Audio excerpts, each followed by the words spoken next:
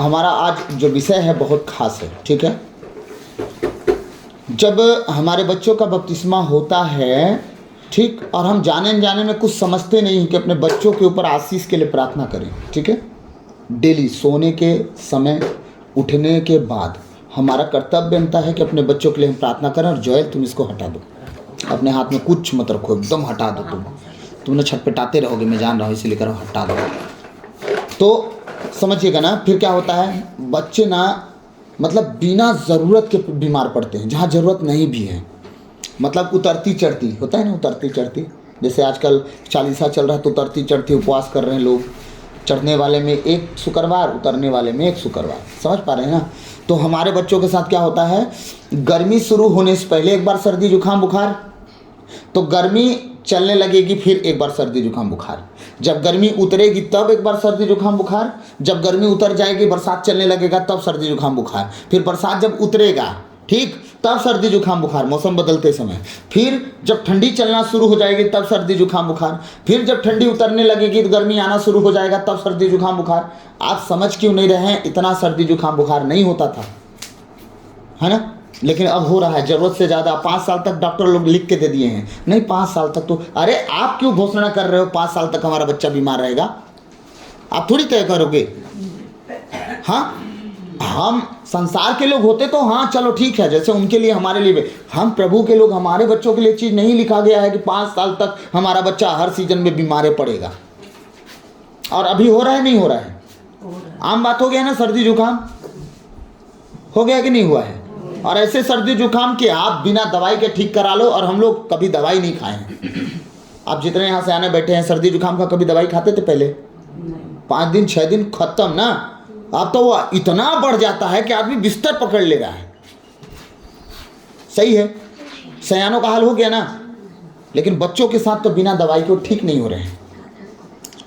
हम ना घोषणा ही गलत करवा रहे हैं अपने बच्चों के ऊपर। अच्छा, वो लोग घोषणा करते हैं तो हम हाँ बोलते हैं, 5 साल तक तो चले गई, हम बोल देते हैं हाँ, ठीक। याद रखिएगा, आप ना गलत व्यक्ति से बात कर लिए और गलत व्यक्ति की बातें अपने ऊपर रख लिए और गलत व्यक्ति के आपके बच्चे के सर पे हाथ रखा उस दिन। अगर वो सही होगा ना तो एक अभिषेक रिलीज़ हो जाएगा, ठीक है। अच्छा, वो रिलीज़ होगा, हाँ, वो सदा उस बच्चे के ऊपर बना रहेगा। जब आप शाम को प्रेयर करोगे तब, सुबह प्रेयर करोगे तब, शाम को प्रेयर करोगे तब, सुबह प्रेयर करोगे तब, शाम को प्रेयर करोगे तब, सुबह प्रेयर करोगे तब, ये बना रहेगा, बना रहेगा, बना रहेगा। और वो शैतान उसे कोशिश करेगा आपकी गलतियों के कारण तोड़ने का। माँ बाप की गलतियों से बच्चों पर तकलीफ़ें आती हैं, भूलिएगा मत, ठीक है। तो वो आपकी गलतियों के कारण उसे वो तोड़ने की कोशिश करेगा, लेकिन आप श्राप नहीं आशीष रिलीज़ कर रहे हैं। समझ में आया अपने बच्चों के लिए?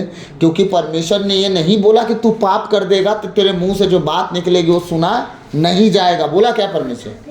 आपका काम है सही बात करना। जब सही बात बोलने शुरू करेंगे ना तो कहीं ना कहीं एक एटमॉस्फेयर, वातावरण बनेगा, आपके लिए भी लागू होगा। फिर आपके अंदर जो आपकी परमेश्वर आत्मा जो स्टेटमेंट में आपको दिया है ना, वो झिझोड़ेगा कि जो तू कर रहा है ना, दूसरों के लिए तो बोलता है, अपने लिए क्यों नहीं बोलता। तो अपने ऊपर आप सही जीवन लागू करना शुरू कर देंगे। तो जो परीक्षाएँ हैं ऐसे ही जीवन में काम करते हैं। जब बच्चों का बपतिस्मा होता है, बपतिस्मा के बाद परीक्षा चाहे किसी का भी होता है ही होता है। आप गैर जाति का व्यक्ति आएगा तो क्या दूध पिता आएगा बपतिस्मा लेने? नहीं। मैं आया था तो कब आया था? आज के 6-7 साल पहले, ठीक है, 7 साल पहले, हाँ लगभग 7 साल हो गए। तो अब 7 साल पहले जब बपतिस्मा लिया था मैं, तो क्या मैं छोटा सा बच्चा 2 महीना का था? नहीं ना, बड़ा था ना। परीक्षा आई कि नहीं आई? भयंकर परीक्षा आई। इतनी परीक्षा के पूछे मत, क्योंकि हमें जिस रीति से जीना है, हमें पता ही नहीं था कि इस रीति से जीना है। बपतिस्मा के बाद ज़िंदगी कैसी जीनी चाहिए हमें पता ही नहीं था, हम जिए जा रहे हैं। आया कोरोना, सरेंडर हो गए। अगर हम बपतिस्मा के बाद का ज़िंदगी जाने होते तो कोरोना भी हमारे सामने ना टिकता। बहुतों को कोरोना हुआ ही नहीं, सही है ना। अगर हम भी जानते, वचन का सामर्थ्य जानते, उस ज्ञान विवेक को जानते, तो हम क्या उसको टिकने देते अपने घर तक? नहीं टिकने देते। अब ये सारी बातें क्यों? इसीलिए मैं कह रहा हूँ कि आज हर एक माँ बाप को बपतिस्मा के बाद परीक्षाएं जो आती हैं उसके विषय में जानना चाहिए। अपने बच्चों को किस तरह से रखना है, उन्हें क्या शिक्षा देना है, ये बातें उन्हें पता होनी चाहिए कि बपतिस्मा के बाद परीक्षाएं कैसे आती हैं, बाइबल में परीक्षाएं कैसे आई हैं। जब एक सामर्थ्य आता है, एक अभिषेक आता है बपतिस्मा के बाद, आता है कि नहीं आता है ना? जब वो आता है, आपके उन्नति के लिए एक चीज़ आता है, तब क्या होता है, परीक्षाओं के लिए शैतान खड़ा रहता है, ताकि आप उस अभिषेक को भूल के सिर्फ शैतान की बातों पर फोकस कर लें कि आपका कुछ नहीं हो सकता, आप लुट गए, बर्बाद हो गए, आप कैदी हो गए, आप मतलब गुलाम हो गए, आप नौकर हो गए, बस ये चीज़। लेकिन उसके बाद अगर आप बने रह गए ना, वो चीज़ें सामने आती है, जैसे कि अभी हम वचन में देखेंगे। तो 11 भाग का दूसरा भाग क्या है? परीक्षा में पहला परीक्षा घर का, दूसरा परीक्षा क्या है? संसार का, तीसरा परीक्षा है परिस्थितियों से, चौथा परीक्षा है विश्वासियों से, पांचवा परीक्षा है किससे? परीक्षा है अगुओं से। ठीक है, पांचवा परीक्षा किससे है? अगुओं से। हाँ, अगुओं के द्वारा भी परीक्षाएं आती हैं, आप थोड़ा ज़्यादा एक्सपेक्ट कर लेते हैं उनसे, और उनके एक शब्द आपको चुभ जाते हैं, फिर आपका तो दिल दिमाग खराब कि हमें तो हमारा फादर ऐसे बोल दिया। नहीं, आप वहाँ नहीं जा सकते। तो आते हैं हम प्रभु के वचन की ओर। तो जो दूसरा परीक्षा है वो है संसार से। ठीक, तो पहला हम परीक्षा देख लेते हैं जिसका शुरुआत हुआ था यीशु मसीह से, वहीं से शुरू करते हैं। ठीक है, उपवास के बाद बपतिस्मा के बाद यीशु मसीह कितने दिन के लिए प्रार्थना में गए थे? 40 दिन के लिए। रात के लिए नहीं गए थे कि रात में अपने घर जाते थे? 40 दिन और तो दिन गिनेंगे तो 80 दिन हो गया। ठीक है, वो 80 दिन के लिए गए, 40 दिन 40 रात। ठीक, मत्ती 4:1 से 11 तक पढ़ेंगे। मत्ती, संत मत्ती अध्याय 4 पद संख्या 1 से 11।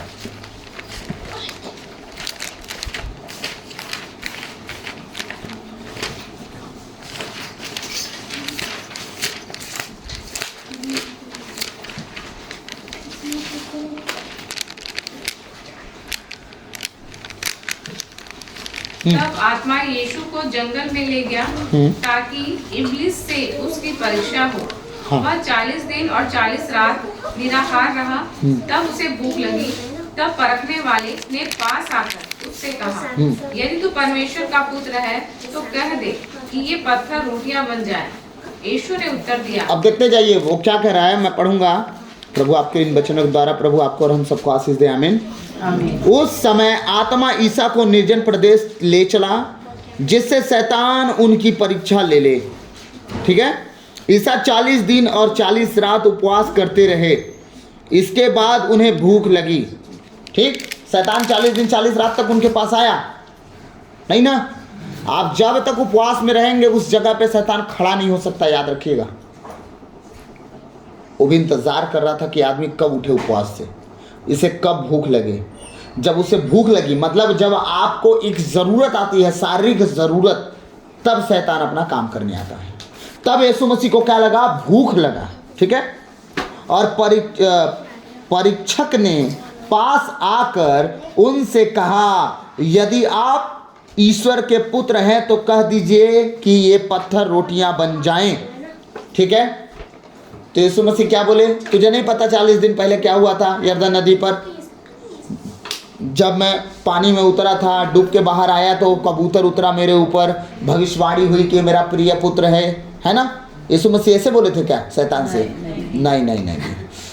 वो वचन से बात कर रहा है और यीशु मसीह को भी वचन से बात करना पड़ेगा। उसको ये नहीं दिखाना पड़ेगा कि मेरे लिए भविष्यवाणी हुई थी।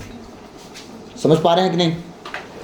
अभी आपके लिए भविष्यवाणी हो जाए कि प्रभु आपको चमकाने जा रहा है, आने वाला दिन आपका बहुत अच्छा होने वाला है। जब आपके घर के लोग बिगड़ जाएं, खराब हो जाएं, तो आप ये नहीं कह सकते कि मेरे लिए तो भविष्यवाणी हुई है। नहीं, आपको काम करना पड़ेगा भविष्यवाणी के ऊपर। यीशु मसीह के लिए भविष्यवाणी हुई तो चुपचाप बैठ के घर नहीं चले गए थे लोरी गाने।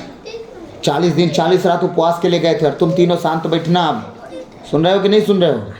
एकदम शांति से बैठना, बिल्कुल सीरियस बात कर रहा हूँ ना। 40 दिन 40 रात ना उपवास प्रार्थना में परमेश्वर का बेटा होके गया कि नहीं गया? गया ना। 40 दिन 40 रात के लिए सोच के देखिए। और हमारा जीवन, परमेश्वर का औलाद परमेश्वर है और परमेश्वर होने के बाद भी उपवास और प्रार्थना में आंसू बहा रहा है। और अपने जीवन को हम देखिए क्या कर रहे हैं। हमारे पास तो परमेश्वर के लिए टाइम नहीं, बाकी जो करते बन रहा है हम कर रहे हैं। सब चल रहा है चकाचक। एक दिन हड़प हो जाता है सब कुछ और हम दीवार में टंग जाते हैं। कौन थे ये? मेरे पापा, फिर पापा के बाद मेरे बाबा, मेरे पर बाबा, फिर फोटो गायब। पर बाबा तक फोटो नहीं मिलता है। मिलता है क्या घर में? नहीं मिलता है। क्यों? वो लगाव खत्म, क्योंकि तुम रहे ही नहीं ना। अब तुम कुछ दोगे थोड़ी दीवार में टंग के, फालतू जगह चिपका के बैठे हो। हाँ, आज हम एक दूसरे के लिए प्रिय हैं, लेकिन जब जिंदगी छूट जाएगी फिर वो प्रियता खत्म हो जाएगी। समझ पा रहे हैं? यीशु मसीह के साथ वही हुआ, अपने जान तक को हमारे लिए दे दिया, लेकिन आज वो दीवार पे लटक गए हैं। उनका एक स्मृति लटका दी है हम लोग कि ऐसे वैसे वो क्रूस पर मरा है, लेकिन क्या वो प्रेम रह गया? लेकिन जिस दिन वो क्रूस पर लटकाया जा रहा था गोलगोथा खोपड़ी के जगह पे, उस दिन लोग रो पीट रहे थे। नहीं, लोग पीट रहे थे, रो पीट रहे थे, सही है। लेकिन आज हमारे घर घर वो लटका हुआ है, किसी को कोई फर्क नहीं पड़ता। उसी के सामने से आ रहे हैं, उसी के सामने जा रहे हैं, कोई इमोशनल नहीं, कोई उससे लगाव नहीं। क्यों ऐसा हुआ? बीत न गया वो बात। इसीलिए यीशु मसीह रियलिटी है। हमारी सोच भले पूरा नहीं हो सकती, नहीं हो सकती है, या इक्वल हो सकती है, बराबर हो सकती है, लेकिन यीशु मसीह रियलिटी है। आप मानो ना मानो, लेकिन जो मान रहा है उसका जीवन बदल रहा है। हमारे परदादा हमारे जीवन के लिए कुछ नहीं कर सकते, जो करके गए, ठीक है। या तो बनाए होंगे, या तो बिगाड़े होंगे, तो कुछ ना किए होंगे, अलग बात है। एक व्यक्ति होता है ना घर में, या तो नौकरी भी नहीं करेगा और नुकसान भी नहीं करेगा, बस दाना खाएगा, घर में रहेगा, घूम फिर के फिर घर आ जाएगा। तो ना बनाया ना बिगाड़ा। तो 3 तरह के लोग होते हैं, एक बिगाड़ देते, एक बना देते, एक कुछ नहीं करता, बस खाएगा जिएगा, हो गया। उसको ना चाहिए हो, वो न मांगेगा भी आपसे कि मुझे ये चीज़ की ज़रूरत है, जो है पहन लेगा, जो मिला खा लेगा। समझ पा रहे हैं? 3 तरह के लोग हमारे जीवन में मिलते हैं। तो दादा बाबा लटक गए, तो जो किए नहीं किए, लेकिन जो उनको मानेगा तो भी अब कुछ पाएगा नहीं, जो पाया वो पा लिया, सही है। उनको मान लेने से कुछ थोड़ी मिल जाएगा। लेकिन यीशु मसीह को जो लोग मानते हैं, जो उसको करीब से जानते हैं कि सच में वो आज भी जिंदा है, वो सिर्फ अभी क्रूस में लटका हुआ, वो स्मृति हमारे घर में लटकी, वो नहीं, वो पिता के दाहिने निरंतर हमारे लिए प्रार्थना विनती करने के लिए बैठ चुका है। इब्रानी 7:25 बोलता है कि नहीं बोलता है? अरे सदा के लिए वो बैठा है, सदा के लिए, 1 दिन के लिए, 2 दिन के लिए नहीं, मतलब आज भी बुलाने वाले के पास आता है वो। कुछ समझे कि नहीं? तब यीशु मसीह को जो मानते हैं उनके जीवन में बड़े बड़े छुटकारे और काम आते हैं। आप एक चीज़ नोट किए हो, हमारे कैथोलिक कलीसिया के लोग कैसे इतने ठंडे हो गए, और गैर जाति प्रभु में धक-धका के बढ़ रही है। बड़ी बड़ी गवाहियाँ उनके जीवन में, बड़ी बड़ी आशीषें उनके जीवन में, बड़े बड़े छुटकारे उनके जीवन में। नौकरी नहीं थी, मिल गई, प्रभु ने दिला दिया, गाड़ी दिला दिया, घर दिला दिया, बच्चा दिला दिया। लेकिन हमारे ईसाइयों में गड़बड़ी अभी तक फैली हुई है। कारण क्यों? घर की मुर्गी दाल बराबर। यीशु मसीह उनके लिए हो गया, क्योंकि हमारा तो धर्म है यीशु मसीह। हम तो रोज चर्च जाते हैं, बस इतना ही कर्म हमारा रह गया। क्या करना? मिस्सा जाना, घर आ जाना। कुछ समझे कि नहीं? इस चक्कर में आज तक हमारे लोग जो हैं पीछे होते जा रहे हैं गैर जातियों के विश्वास के मुकाबले। उनका विश्वास और हमारा विश्वास इतना पीछे हो गया है कि हमारे जीवन में काम बढ़ नहीं पा रहा है।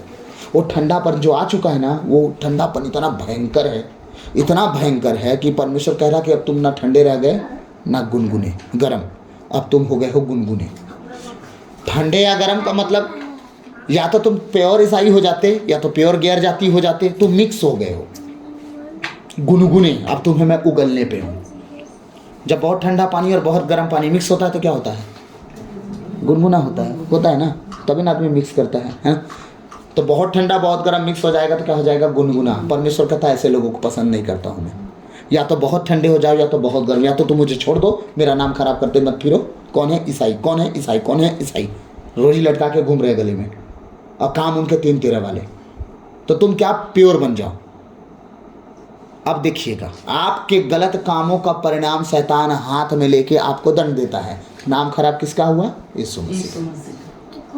ठीक, एक व्यक्ति आपके बगल में से चंगाई छुटकारा लेके जा रहा है, और एक व्यक्ति जैसा था वैसा ही है ना? गलती उस व्यक्ति में है, गलती हम में है। कुछ समझ पा रहे हैं कि नहीं? सब उल्टा पुल्टा नहीं दिख रहा है हमारे कैथोलिक कलीसिया में, सब कुछ उल्टा पुल्टा। हाँ, ये वचन पूरा फिट नहीं बैठ रहा। जो पिछले थे अगले हो गए, अगले थे पिछले हो गए। हाँ, एक दिन था कैथोलिक कलीसिया से ऊपर कोई था ही नहीं। था कोई? जमीन उसकी, पैसा उसका, अथॉरिटी उसकी, पट्टा उसका, रजिस्ट्रेशन उसका, यहाँ तक कि पैसे उसके पास, है ना? और दूसरी चर्च क्या थे? स्ट्रगल में जी रहे थे। सही है, घसीट के जीवन बस काट रहे थे। लेकिन सब उल्टा नहीं हो गया। किसी और के कंधे पे हम मस्त चौड़े से बस गए, अब हमें चिंता ही खत्म। बाप दादा दुआ कर दे, हमारे पास नौकरी घर हो गया, अब टेंशन खत्म। अब टेंशन खत्म होने के बाद यीशु मसीह क्यों खत्म हो गया भाई? यही तो हमारा नुकसान हो गया। और हम सुलेमान की तरह बुद्धिमान और धनवान नहीं हो पाए। क्यों? क्योंकि हम ना जो करना था असल में भूल गए। कब? थोड़ी सी तरक्की पाके, थोड़ा सा तरक्की जो मिल गया, एक नौकरी नौकरी नौकरी, अरे तुम एक भिखारी की तरह क्यों लगे हो भाई, एक नौकरी दे दे बस। क्या हम राजकुमार राजकुमारी बस इतने के लिए जिंदगी पाए हैं, एक नौकरी मिल जाए जिंदगी कट जाएगी? तो जीने के लिए क्या करना? अरे प्रभु ने कहा वो तो तुम्हारे जीविका हुई ना, मैं तो उससे भी बढ़कर तुम्हारे लिए करना चाहता हूं। उसने कहा है मैं जहां नहीं बोता वहां भी काटता हूं, बोला है ना। आप उसी की औलाद हो, तो जब वो काटेगा तो अपने खत्ते में जमा करेगा ना। तो किसके लिए जमा करेगा? अपनी औलादों के लिए, दूसरे के औलादों के लिए? आप जब कमाते हो तो किसके लिए रखते हो? कुछ समझ पा रहे हैं? अभी दीदी आपसे बात कर रहा था ना, नाजायज कमाई जो होती है किसको रखते हैं हम? अपनी औलादों बच्चों के लिए ना, काम देगा, लेकिन वो नाजायज कमाई एक दिन बर्बाद कर देती है। सही है ना? परमेश्वर तो कहता है कि मैं जहां नहीं बोता वहां भी काटता हूं, मेरा अधिकार है, मैं ले सकता हूं, जो गलत काम करते हैं उनसे वसूलूंगा मैं। हाँ, फिर क्या कहता है परमेश्वर? एक जगह कहता है जाति जाति के धन संपत्ति को तुम खाओगे। क्यों वादा कर दिया? सुने कि नहीं सुने? सुने वचन ना, जाति जाति के धन संपत्ति को तुम खाओगे। 61 देख लीजिएगा, ईसायास नबी, शायद अगर मैं सही हूं तो।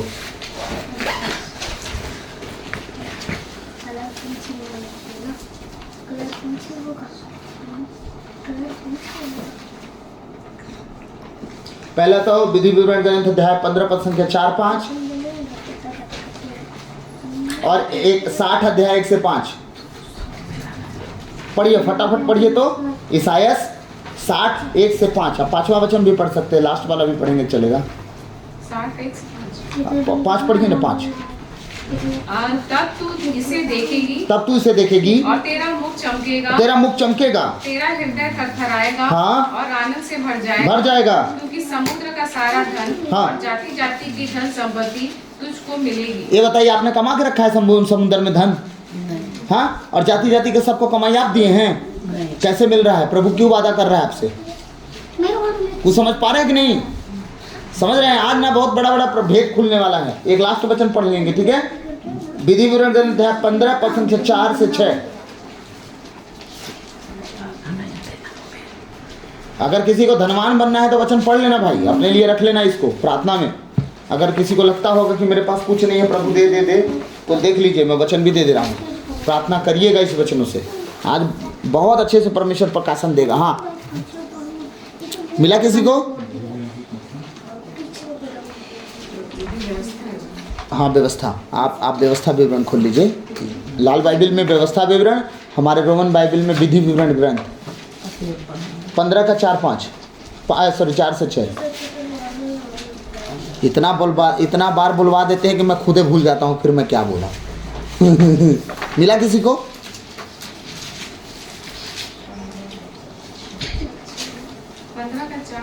छः 4 से 6। तेरे बीच कोई दरिद्र ना रहे। पहला वादा परमेश्वर क्या कर रहा है कि तुम्हारे बीच में कोई गरीब ना होगा, कोई दरिद्र नहीं होगा, तुम कभी कभी किसी से भीख नहीं मांगोगे।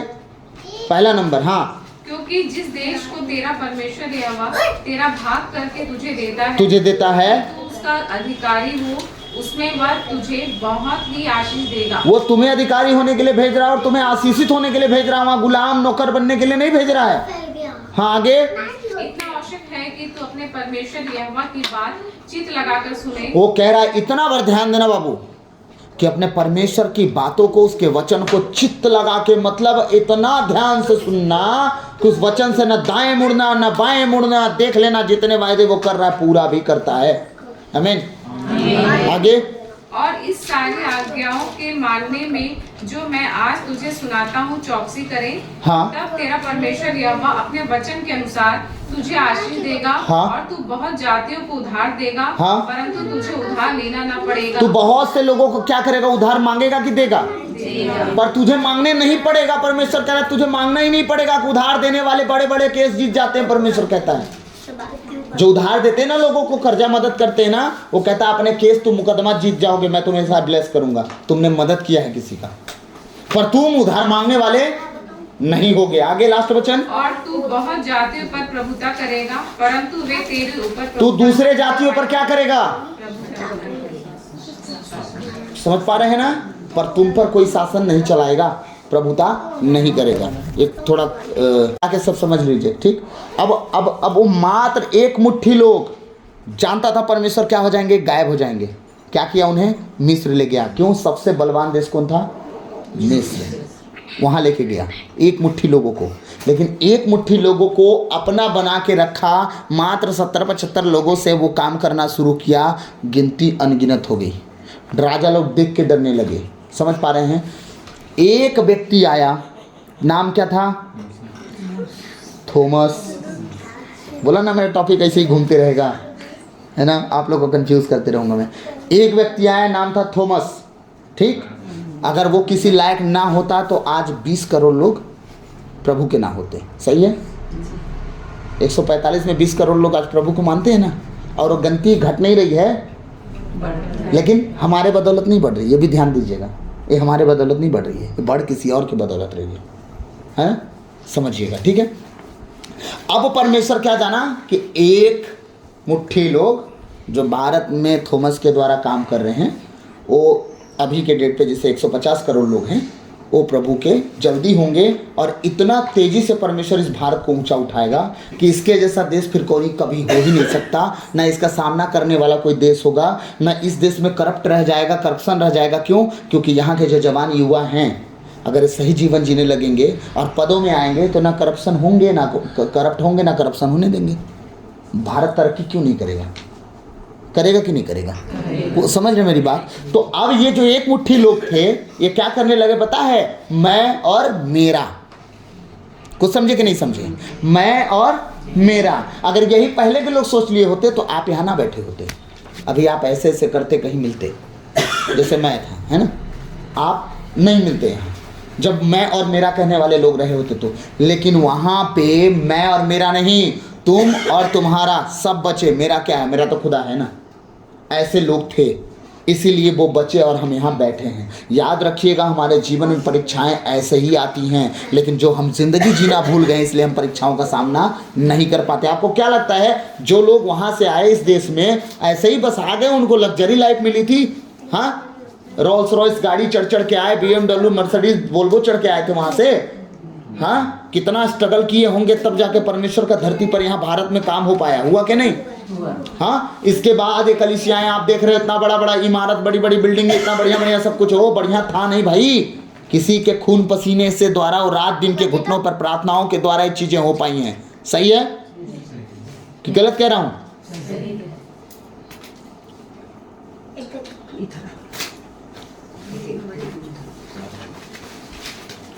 कुछ समझे कि नहीं समझे? इसीलिए मैं कह रहा हूं, बातों को समझिए।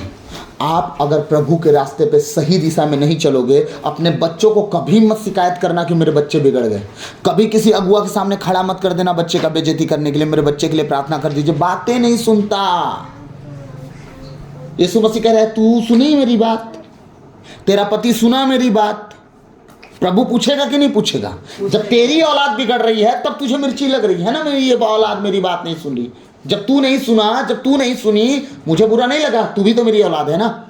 यीशु मसीह के हैं ना हम, वो हमें अपना बेटा बेटी बोलता है कि नहीं बोलता है? जब हम नहीं सुनते, हम जब प्रार्थना में नहीं जाते, हम उसके साथ संगति में नहीं बैठते, हम रात को उठ के प्रभु को धन्यवाद नहीं देते, प्रभु को बुरा नहीं लगता होगा? वो इंतजार करता होगा, रात हो रहा है, सोने से पहले बैठेगी, नहीं बैठी। आधी रात को उठेगी, नींद खुला में उसका, है आधी रात में नींद खुलता है नहीं खुलता है? खुलता है ना। क्यों? परमेश्वर चाहता है कि तुम उसके साथ बैठो, क्योंकि वो गुप्त में बैठने का समय है आपका परमेश्वर के साथ। वो सोचता है कि मैं अभी नींद खुलवाया इसका ताकि ये मेरे साथ बैठे, फिर एक करवट मार के सो गए। भोर हुआ, परमेश्वर नींद खोला, चल उठो, क्या करो, प्रार्थना करो, लेकिन आपके पास फिर उस टाइम नहीं मिला, फिर आप सो गए। ठीक है, नींद खुली, प्रभु को धन्यवाद दोगे? नहीं, आंख मलते मलते चले गए रसोई में चूल्हा चकिया करने। ठीक, प्रभु सोचता है कि आप रोटी बनाते भी मेरे को धन्यवाद दोगे, वहां भी आप धन्यवाद नहीं दिए। दिन भर ड्यूटी गए, हा ही हुआ, घर आ गए, रास्ते में सोचा आप धन्यवाद दोगे, नहीं दिए। आते समय सोचा धन्यवाद दोगे, नहीं दिए। आप फिर शाम हो गई, फिर सो गए। आप जब प्रभु की आपने कभी सुना ही नहीं, प्रभु के पास कभी आए ही नहीं, आपका बेटा आपके साथ क्या गारंटी रहेगा? आपकी बात कितनी मान लेगा?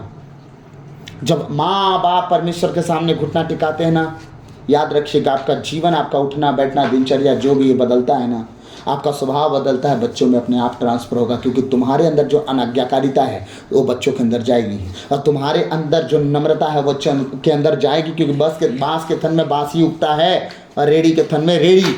ठीक, इसीलिए प्रभु ने कहा अंजीर में बैर नहीं उगेगा, बैर उड़कटार नहीं उगाएगी। समझ रहे हैं ना, ये कहावत है, आप समझ रहे होंगे। मैं क्या कहना चाह रहा हूँ कि जब आप परमेश्वर के कहे अनुसार चलते हो तो आपका परिवार भी उसी रीति में ढलता है।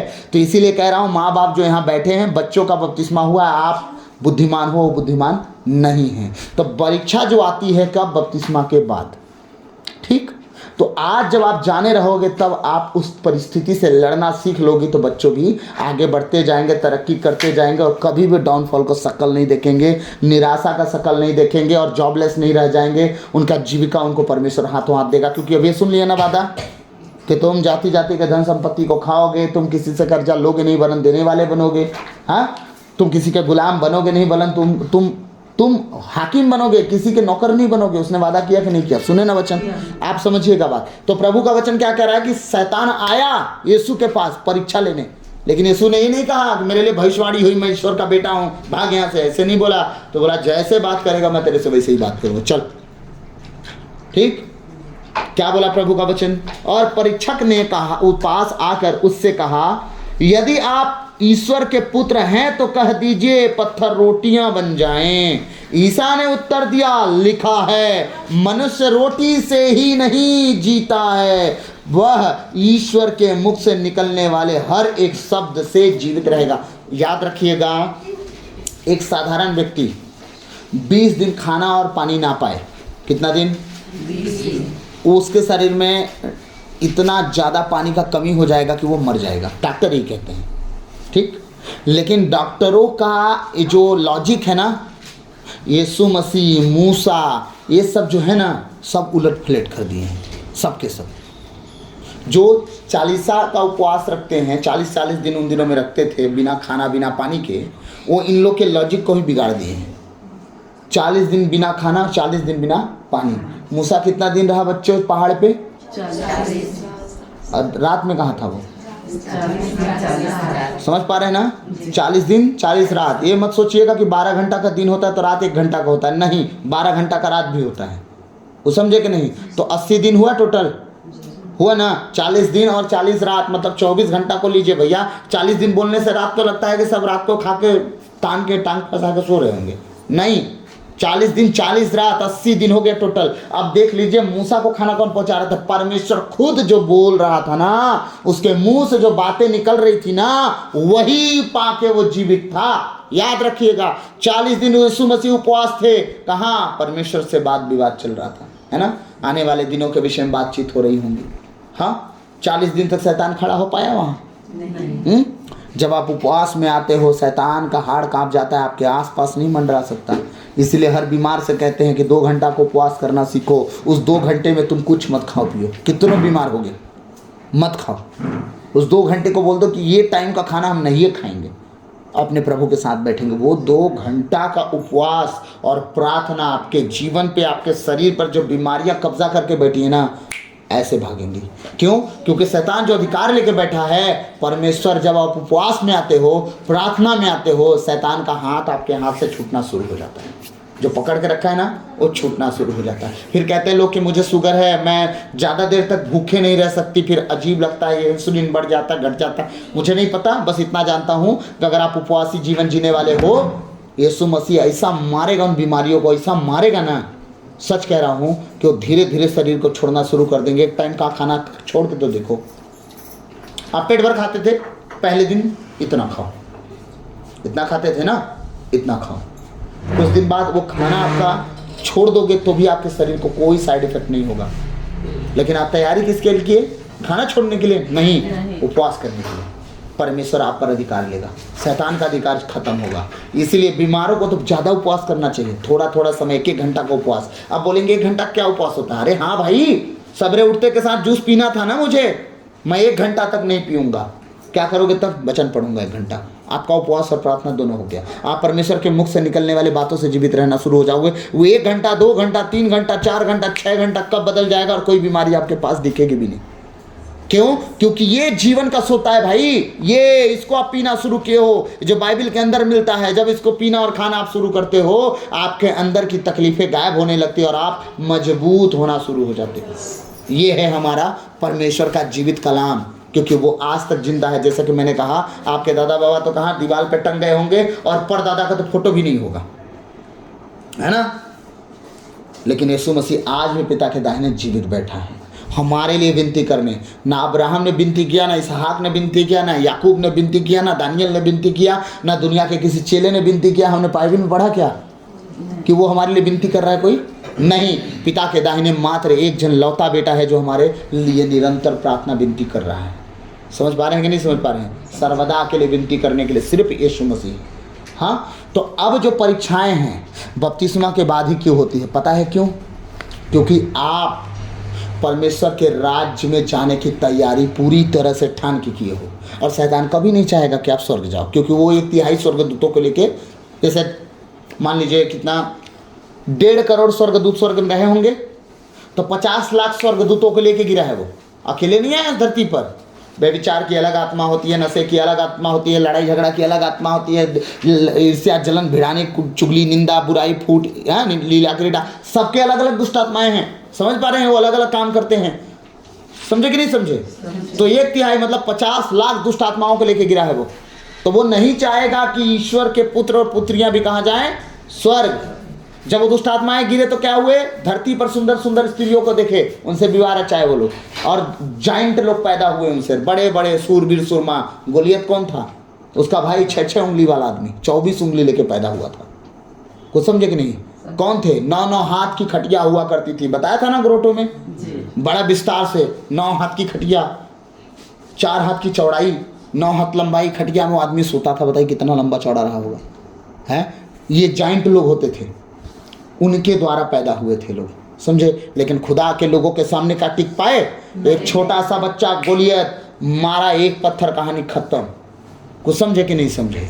परमेश्वर के वचन में ताकत है, बाकी शरीर में, घोड़ों में, रथों में नहीं।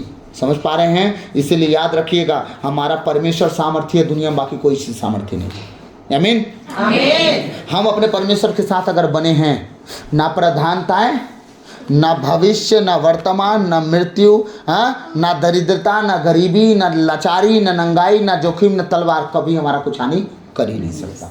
सीधी बात, हमें परमेश्वर के साथ बने रहना चाहिए। कुछ समझे कि नहीं? तो पहली परीक्षा समझे क्या? रोटी से हुई।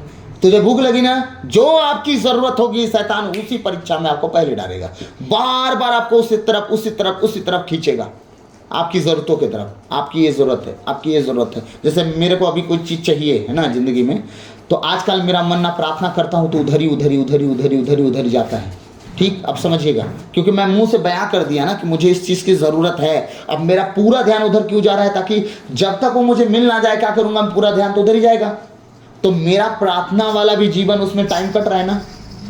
मुझे ध्यान कहीं और लगाना चाहिए, लेकिन मैं चीज़ों पर ध्यान लगा रहा हूँ, क्योंकि मैं मुँह से बोल के फंस गया हूँ। तो अब से डिसीजन लिया हूँ कि मैं अपनी ज़रूरतों को कभी किसी के सामने बोलूँगा ही नहीं। जब होगा होगा, नहीं होगा, लेकिन बोलूँगा नहीं, क्योंकि मैं फंस जाता हूँ। बार बार मेरे ख्याल उस पर जाते हैं, जल्दी हो जाता, काश हो जाता, जल्दी हो जाता। प्रार्थना में अगर 3 घंटा बैठे तो 25 मिनट तो चला गया उस चीज़ में। 25 मिनट कम होता है एक व्यक्ति के लिए। एक वचन 10 सेकंड में आपको एक्सप्लेन कर दिया जाता है, और एक ही वचन में आपकी ज़िंदगी पूरी बदल जाती है। कुछ समझे कि नहीं? हम 25 मिनट चले गए किस चीज़ में? ज़रूरतों में। तो पहला ज़रूरत क्या था यीशु मसीह का? उपवास के बाद खाना। वो रोटी पर आ गया। आया कि नहीं आया? आगे पढ़ेंगे 6वां वचन। और उससे कहा, यदि तू परमेश्वर का पुत्र है तो अपने आप को नीचे गिरा दे, हाँ, क्योंकि लिखा है, वह तेरे विषय में अपने स्वर्गदूतों को आज्ञा देगा। आप याद रखना, आपसे ज्यादा बुद्धिमान शैतान है। पूरे परमेश्वर के जीवित वचन को सुनता है वो, जब जब प्रचार होता है। याद रखिएगा, जब जब वचन पढ़ा सुना जाता है, लिखा जाता है, पूरा ध्यान से सुनता है वो, बड़ी इज्जत से, क्योंकि परमेश्वर की लाठी से उसको भी डर है ना। आपको गिराने के लिए ही वचन इस्तेमाल करने लगता है, और आपको वचन अगर नहीं पता तो आप गिरते पहले हो। तब ना पता नहीं चलता कि स्वर्गदूत बोले कि शैतान बोल दिया। कभी कभी अपनी बुद्धि से हम गिर जाते हैं। हम सोचते हैं नहीं प्रभु ने मेरे दिल में डाला। अरे प्रभु ने, तुम्हारी बुद्धि भ्रष्ट हो गई भाई। तुम अपने जीवन को पहले जांच लो। अगर तुम गड़बड़ हो, प्रभु तुमसे कैसे बात कर लेगा भाई तत्काल? है हम खुद पाप में हैं। अभी साबित करूंगा मैंने अब्राहम की गलतियों को। हम खुद पाप में हैं, प्रभु हमसे बात करेगा। जब प्रभु बात करेगा ना, तो भविष्यवक्ताओं को भेज देगा, बोलेगा सुधर जा, नहीं इतना मार मारेगा ना खुदा चमड़ी उधेड़ देगा। राजाओं को कैसे बोलता था आके, हाँ आया ना एलिया, क्या बोलता है, तू मरेगा। अहाब राजा का हाथ गोड़ कांपने लगा, अब क्या करूं, हाँ कांपने लगा ना। राजा अहाब क्या बोलता है, कपड़े फाड़ लिया, टाट ओढ़ लिया, राख लपेट लिया, दबे पांव चलने लगा। 5 गुना पूरी बाइबल में राजा अहाब इतना अधर्मी कोई था नहीं, और राजा अहाब इतना नीचे गिर के कोई उपवास भी नहीं किया था। पूरी बाइबल में सब लोगों ने टाट बढ़ा, सब लोगों ने नम्रता दिखाई, लेकिन राजा अहाब दबे पांव चलता था, किसी को सुनाई तक ना दे। समझ पा रहे हैं? अभी भविष्यवक्ता नगर के फाटक तक पहुंचा ही था, परमेश्वर का आत्मा कहता है जाके उससे बोल, नहीं मरेगा। कैसे पलट गया सब कुछ। आप कितनों अधर्मी हो, पश्चाताप आपको जिंदा रखता है। समझ पा रहे हैं? कितनों अधर्मी बन जाओ, लेकिन अगर जिस दिन पश्चाताप पे आते हो तो उसी जैसा दाऊद हो, चाहे वो सुलेमान हो, चाहे राजा अहाब हो, चाहे दुनिया का कोई परमेश्वर का, वो यहाँ तक पेतरुस जैसा चेला जो 3 बार अस्वीकार किया, वो भी माफी मांगता है। परमेश्वर कहता है मेरे भेड़ों को चरा। वो समझे कि नहीं समझे? पश्चाताप आपके जीवन को फिर से बलवंत करता है। समझ पा रहे हैं? वो कह रहा है कि वचन के द्वारा लड़ाई चल रही, कह रहा है कि अपने आप को ऊपर से कूदा दो, प्रभु है तो बचा ही न लेगा। यीशु मसीह का जवाब सुनिएगा। अपने परमेश्वर का बार बार शेर आया, शेर आया, शेर आया, बच्चा कह के रोज मजा ले रहा था, हैं? एक दिन शेर सच में आकर बाप कहता है, मजाक करता है, बाप लेके चला गया। किसको लेके? बाप को, किसी बच्चे को? बच्चे को। फालतू बात नहीं करते हैं। यीशु मसीह का ही कहना था, फालतू बात मत कर, ठीक है?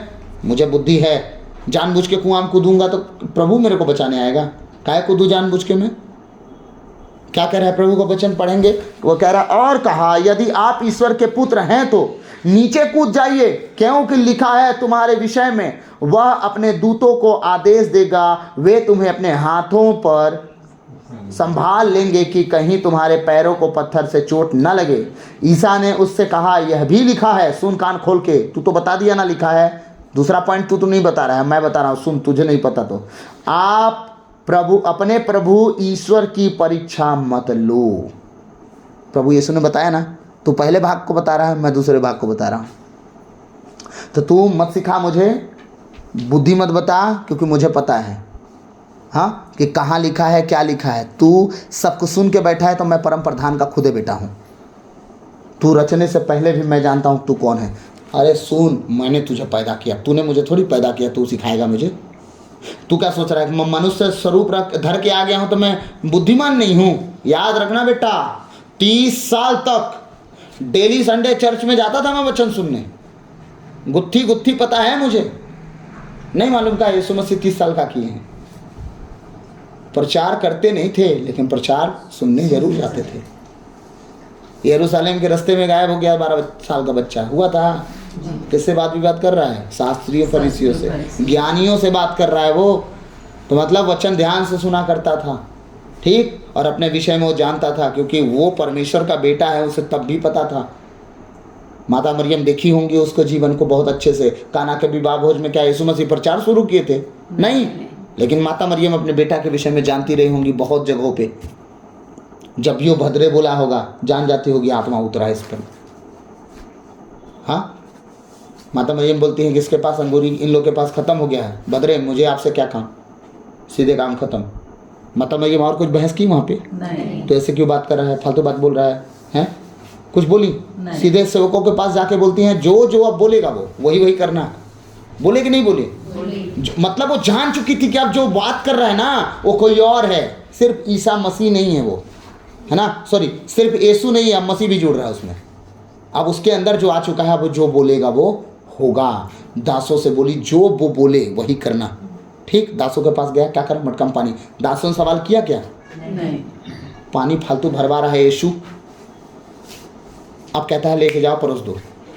वो भी कंफ्यूज, लेकिन माता मरियम का आदेश था, जो बोलेगा वही करना। दासों को ही बोल के भेजी थी ना, अपना बुद्धि मत लगाना। वो सही में सर्व करने लगे, परोसने लगे, और क्या मिला उन्हें? पहले से ज़्यादा सुंदर अंगूरी मिला। सही है ना? ये है हमारा प्रभु। तो प्रभु सब जानता है, शैतान को सिखाने की जरूरत नहीं है, है ना? लेकिन वो फिर भी सिखा रहा है। ये वो मूर्ख है, थोड़ा सा मूर्ख है, इसलिए वो समझता नहीं कब किस सिचुएशन में क्या बात करूं। तब नहीं देखते चर्च में आ जाता है बाल खोल के, हाँ मैं लूसीफर हूँ, वही जूता पाता है भाग जाता है। बिना टाइम के आया ना, नहीं आना चाहिए चर्च में, पता है कि वहाँ से उसको मार पड़ेगी, पक्का मार पड़ेगी, लेकिन वो ज़बरदस्ती का। फिर एक दिन में नहीं जाएगा, 2 दिन में ये फादर बोलेंगे रह, तू 1 हफ्ता नहीं जाएगा, यहीं रहे, अब तू भी यहीं रहे, हम भी यहीं हैं, देखते हैं कितना मज़ा आता है। तो हम तो प्रार्थना में मज़े लेंगे, लेकिन तुझे तो पड़ेगी तलवार। वचन की तलवार जब पड़ेगी तो गुरु तुम तो छेदोगे, तो कितना टाइम तक टिकोगे? तब देख लो तुम्हें कितनी औकात है तुम्हारी, कितना सामर्थ्य तुम्हारे अंदर। परमेश्वर के सामने नेगेटिव चीज़ें कभी खड़ी हो ही नहीं सकती। बस आप बशर्ते आप परमेश्वर के साथ सही चलो, बस और कुछ नहीं। आप सही चलो, आपका घर, आपका परिवार, आपके बाल बच्चे सब कुछ पॉजिटिव हो जाएंगे। पहले माँ बाप को बदलना चाहिए, पहले बच्चों को बताइए। पहले तू बदल तब तेरा घराना बदला जाएगा। पहले राजा सुधार होता था तब पूरी प्रजा बचती थी, राजा गड़बड़ तो पूरी प्रजा मार खाती थी। आज के राजा रानी कौन है? हम खुद अपने घर के हैं, है ना। अगर हम में सुधार नहीं तो पूरा परिवार मार खाएगा। एक बाप की गलती पूरा परिवार भुगता है, एक माँ की गलती पूरा परिवार भुगता है। भुगता है नहीं भुगता है? आप समझिएगा, माँ बाप में से एक जन मर गया तो परिवार को दिक्कत नहीं होती? बच्चा छोटा है, माँ मर गई तो जवानी में ना मरे बाप, बचपन में ना मरे माँ। मेरे पापा एक कहावत कहते हैं, क्या क्या बोला मैं? जवानी में बाप ना मरे और बचपन में माँ ना मरे। याद रखिएगा, जब बेटा जवान होता है वो दिन उसके लिए उमंग के होते हैं, लेकिन जब बाप मरता है ना, पूरे कंधे का भार बाप के बेटा पे डाल जाता है। बेटा उस भार को उठा ही नहीं पाता। आज उचकते उचकते सीना चौड़ा करके कूद रहे हैं ना, जब बाप मरता है तो सारा कहानी खत्म। पूरे घर की जिम्मेदारी बच्चे, फिर भी बच्चा ना अपनी मर्जी नहीं चला पाता, क्योंकि जिम्मेदारी इतनी ज़्यादा बढ़ जाती है कि उसको देख देख के वो ना चाह के फिर भी जिम्मेदारी लेना पड़ जाता है उसको, क्योंकि करेगा कौन? बहन अगर घर से बाहर जाएगी तो शर्म की बात है, हाँ। माँ पर तो खुद दुख टूटा है, तो बच्चा मजबूर होकर अपनी सारी इच्छाओं को सेक्रीफाइस कर देता है, साइड में रख देता है और चल जाता है अपने बाप का बोझ उठाने। लेकिन बचपन में जब माँ मरती है तो दुलार करने वाला भी कोई नहीं बचता, क्योंकि बाप कमाएगा नहीं तो बच्चे को खिलाएगा क्या? पहला नंबर, हाँ। और बाप अगर बच्चे के साथ रहेगा तो बच्चा का जीविका कैसे चलेगा? दूसरा नंबर। तो बच्चे को प्यार मिल ही नहीं पाता। माँ देखिएगा, नौकरी करने के बाद भी जब घर आती है तो अपने बच्चे को प्यार कर पाती है, लेकिन बाप नौकरी करके आएगा तो अपना नौटंकी अलग दिखाएगा। जैसे सबसे ज़्यादा पहाड़ वही होता है, दोनों सेम नौकरी करें तो पर भी माँ ज़्यादा ध्यान दे लेगी, घर भी चला लेगी, किचन भी चला लेगी, बच्चे को भी टाइम दे देगी। लेकिन बाप आएगा तो बस मेरा जूता भी तू खोल, मेरा सॉक्स भी तू उतार, मेरे पैर में दर्द हो रहा है तो तू ही मालिश कर। कुछ समझे कि नहीं समझे, है ना। याद रखिएगा, अपने परमेश्वर के साथ ऐसा जीवन जी लीजिए कि आपके बच्चे कभी भी अनाथ ना हो, ना बाप मरे ना माँ मरे। लेकिन सच बता रहा हूँ, वो दिन इतने बुरे होंगे उनके लिए। इसीलिए कहता हूँ, आप बचो पहले, आपका घर परिवार अपने आप सुधर जाएगा, किसी को सुधारने की ज़रूरत नहीं पड़ेगी, कोई अगुआ की ज़रूरत नहीं। सबसे बड़ा अगुआ माँ बाप होते हैं, मालूम है ना। तो पहले माँ बाप को सीखना चाहिए। प्रभु का वचन कहता है ना, अपनी स्त्रियों को कौन सिखाए? पति लोग। चर्च में जाके स्त्रियाँ हल्ला ना करें। अगर कुछ समझ में ना आए तो क्या करें? अपने पतियों से सीखे। आजकल तो पति लोग चर्चे नहीं जाते, तो किससे सीखे फिर? हुआ ना लफड़ा, कुंडी अटकी कि नहीं अटकी? पति लोग तो चर्चे नहीं। इसलिए कहता हूँ पत्नी लोग ज़्यादा धर्मी हैं। आजकल बता रहा हूँ ना, पत्नी लोग सच में जितनी बहनें वो ज़्यादा धर्मी हैं। इसलिए पतियों को बोलती है, मैं बोली थी ना, मैं बोली थी तुमको, क्योंकि वो आत्मा की बातों को समझती हैं, क्योंकि वो वचनों को जानती हैं, वचनों को पढ़ती हैं। इसीलिए वो बोलती है, मैं बोली थी ना। तुम बात नहीं माने इसलिए ये हुआ। और वो आदमी फिर बाद में कहेगा, हाँ तू ठीक बोली थी, वो हाँ तू ठीक बोली थी, हाँ तू ठीक बोली थी। धीरे धीरे धीरे धीरे उसके रंग में रंग जाता है और फिर कहाँ जाता है? चर्च में, ठीक। लेकिन अगर पत्नी 13-22 वाली मिल गई, डामाडोल गुनगुनी, है ना, न गर्म न ठंडा, तो पति भी डूबा, पत्नी भी डूबी, घर डूब गया। इसलिए सबसे ज़्यादा हेवा को ज़रूरत है प्रभु के करीब रहने का। समझे कि नहीं? हाँ, आगे आगे दीदी, आगे पढ़िए जल्दी से।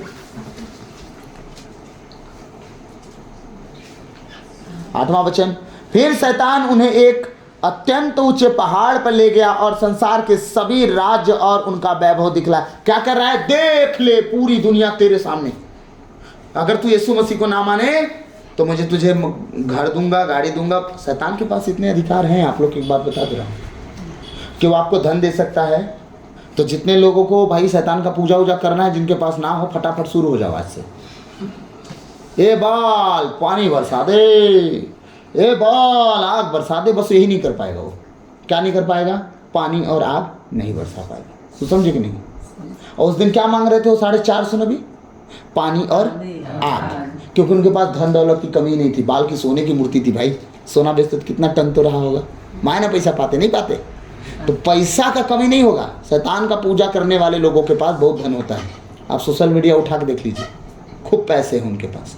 ठीक है, तो अब देखिए, वो आपको घर दे देगा, गाड़ी दे देगा, बंगला दे देगा, पैसा दे देगा, नौकरी भी दे देगा, लेकिन वो दो चीज़ नहीं कर सकता, ना आग बरसा सकता है ना पानी। और ज़िंदगी में दोनों की ज़रूरत बहुत ज़्यादा है। आत्मा की आग अगर नहीं चलेगी हमारे ऊपर, तो हमारी सड़ाहट, हमारी वो तकलीफ़ें, हमारी बीमारियां, हमारे अंदर का चिपका हुआ पाप और हमारे अंदर की वो कमी कमज़ोरियां कभी नहीं जल के भस्म होंगी। पहला नंबर, ठीक है। और दूसरा जल, अगर वो ना रहा तो पीने खाने की भी तो ज़रूरतें हैं। सिर्फ पानी पीने की बात नहीं हो रही है, आत्मा का जल जो हमें चाहिए। ठीक है, परमेश्वर कहता है मेरे सिंहासन से जीवन जल की नदियाँ, उसको पी के ही तुम तृप्त हो पाओगे। ये संसार का पानी पियोगे तो तुम्हें प्यास लगेगी, लेकिन जो मुझसे जल लेके पिएगी समारी स्त्री, तुझे कभी प्यास नहीं लगेगी। देखिए, मैं वचन थोड़ा बोला ना, इसे घुमा फिरा के पटक देता हूँ, तो थोड़ा ध्यान दे दीजिएगा। आगे बढ़िए। उससे कहा यदि तू गिरकर हाँ, मुझे प्रणाम करे, तू मुझे गिरकर प्रणाम करे तो मैं यह सब कुछ तुझे दे पूरी दूंगा। दुनिया की धन दौलत सामर्थ्य राज पाट सब दे दूंगा। लेकिन कितने दिन के लिए? 120 साल के लिए। बच्चों, कितने साल की उम्र है हमारी? 120। चल कितने साल रहे हैं? 70 80, बहुत हुआ तो 80 मचा दिए तो, नहीं तो अभी तक 45 साल में टाइम फीस हो रहा है, हार्ट अटैक। जितना कोरोना वैक्सीन लगा है सब मर रहे हैं धीरे धीरे। हम लोग नहीं मरेंगे। जो हार्ड वर्क कर रहे हैं ना, हार्ड वर्क, उनको बोल दिया है डॉक्टर ज़्यादा हार्ड वर्क मत करना, ज़्यादा नाचना मत, ज़्यादा एक्सरसाइज मत करना। सोचिए, फिट होने गए हैं जिम में, वहीं हार्ट अटैक हो जा रहा है। कुछ समझे कि नहीं समझे? अब ध्यान से समझिएगा मैं जो कह रहा हूँ। 120 साल का आई है परमेश्वर, और शैतान क्या है? यीशु मसीह को चूरन पहना रहा है, मालूम? 120 साल तक तू ऐश कर, धन दौलत सब तेरा, राजपाट सब तेरा, तू बेबीलोन के नबूकदनेस्सर की तरह हो जा, पूरी दुनिया तेरी। कितने साल तक? 120। ठीक। यीशु मसीह क्या करेगा उसको? सब तो जिसका है उसको लालच दे रहा है। बताइए, अभी मैं आऊँ बोलूँ रानी दीदी थोड़ा देर बैठिए, घड़ी में आपको दे दूंगा। रानी दीदी जाइए गिलास पानी लाइए, ये टीवी आपको दे दूंगा। ठीक है, रानी दीदी थोड़ा सा चाय बना दीजिए, ये पूरा सेट आपका, आप उखड़वा के ले जाइएगा। फिर क्या बोलेंगे? सुनना ना भैया, ये घर में मोर है ना, तू मुके दी है। समझ रहे मेरी बात? ये घर ही मेरा है। हाँ, यीशु मसीह ने उसको ना बस थोड़ा सा थप्पड़ मार के जवाब नहीं दिए, बस इतना ही बोले, भाग दूर हट हट, बस इतना ही बोले, सब मेरा है। बाप ने सब पर अधिकार मुझे दे दिया है, तू क्या बोलेगा? लेकिन उन दिनों तक यीशु मसीह अधिकार नहीं लिए थे, क्योंकि एक परीक्षा था। हर एक के जीवन में टेस्ट होता है। यीशु मसीह को मिला अधिकार कब? जब वो मर के 3 दिन तक उसके साथ रहे, ढिशुम ढिशुम हुए, मौत के कुंजी पर अधिकार रखे, और मौत और जीवन अब यीशु मसीह के हाथ में है। तब मुर्दा भी जीता है यीशु के नाम से। सही है? बस इसी चलते यीशु मसीह चुप रहे, कुछ नहीं बोले उसको, बस ये बोले तू निकल यहाँ से, तुझे दंडवत करूँगा। हैं? दिमाग खराब हो गया, बहुत टाइम तेरा बकवास सुन लिया, भाग यहाँ से। यही बात हुआ ना? क्या बोलते हैं आप? पढ़िए। ईसा ने उत्तर दिया, उससे कहा यदि तू गिरकर हाँ, मुझे प्रणाम करे तो मैं यह सब कुछ तुझे दे दूंगा। ईसा ने उत्तर दिया, हट जा शैतान। हम लोग को क्या बोलना चाहिए? जब जीवन में परिस्थिति आए, खराब दिखे, उलटफेर दिखे, लोग आके कहें कि हमने देखा सपने में तुम्हारे साथ हो रहा है, क्या बोलना है? अब उस व्यक्ति को नहीं बोल देना है जो व्यक्ति आपको बता रहा है। बोलिएगा कि शैतान अगर जो बीज बोना चाहता है मेरे अंदर, हट जा शैतान। प्रभु ने मेरे लिए सिर्फ वादा किया है, मैं सिर ठहरूंगा, पूंछ नहीं है। मैं सूरज की तरह चमकूंगा, बूझने के लिए नहीं। मैं जगत की ज्योति बनने आया हूँ, पृथ्वी का नमक हूँ। मेरे द्वारा लोग नमकीन स्वादिष्ट होंगे। कैसे होंगे? मेरी गवाहियों को सुन के वो भी उनकी गवाही बदलेगी, तो मेरा नुकसान होगा तो गवाही आएगी। हट जा शैतान, तू मेरा कुछ नहीं बिगाड़ सकता। प्रभु मेरे साथ है तो मेरा क्या बिगड़ेगा? मनुष्य मेरा क्या बिगाड़ सकता है? शैतान की तो कोई औकात ही नहीं है। समझे कि नहीं? अपने शब्दों को बदलना है हमको। जो बीमार है वो क्या बोले? क्या बोले अंकल? मैं चंगा हूँ। जो बीमार है वो क्या बोले? मैं चंगा हूँ, है ना। जो निर्धन हो क्या बोले, मैं धनवान हूँ। जो बलहीन हो क्या बोले, मैं बलवान हूँ। प्रभु ने सीधा सीधा कन्फेशन करने के लिए बोला, उल्टा सीधा बात बोलने के लिए नहीं बोला है। मैं तो बीमार हूँ, मैं तो भी, प्रभु ने खुद परमेश्वर हो के बोलता है, जो बीमार बोले मैं चंगा हूँ। परमेश्वर कहता है कि तुम अपनी जबान को बदलो, अपने शब्दों को क्या करो, तुम बदलो, लेकिन तुम्हारे शब्द तो ही मैं, दर्द है ये है। एनविन भैया भी फंस गए। लेकिन आज जाएगा, है ना। अभी तक था लेकिन आज जाएगा, है ना।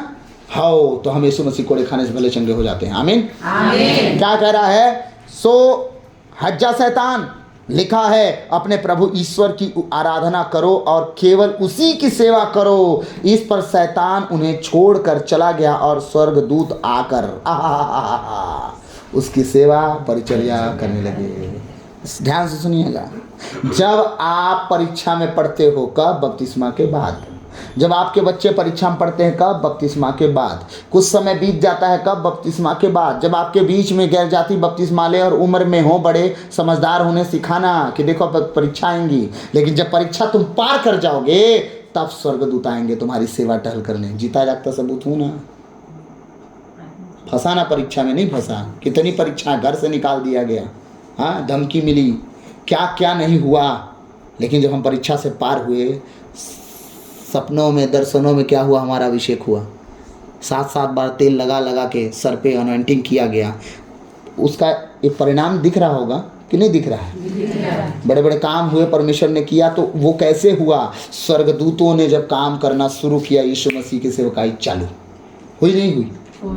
लंगड़ा चला, गूंगा बोला, अंधा देखा, बहरा सुना, मुर्दे जी गए, कोढ़ी शुद्ध करे गए, बीमार चंगे हो गए। कुछ समझे कि नहीं समझे। कब हुआ, जब बपतिस्मा के बाद आप परीक्षा में आते हो और परीक्षा को पार कर जाते हो, तब आप तैयार है ना।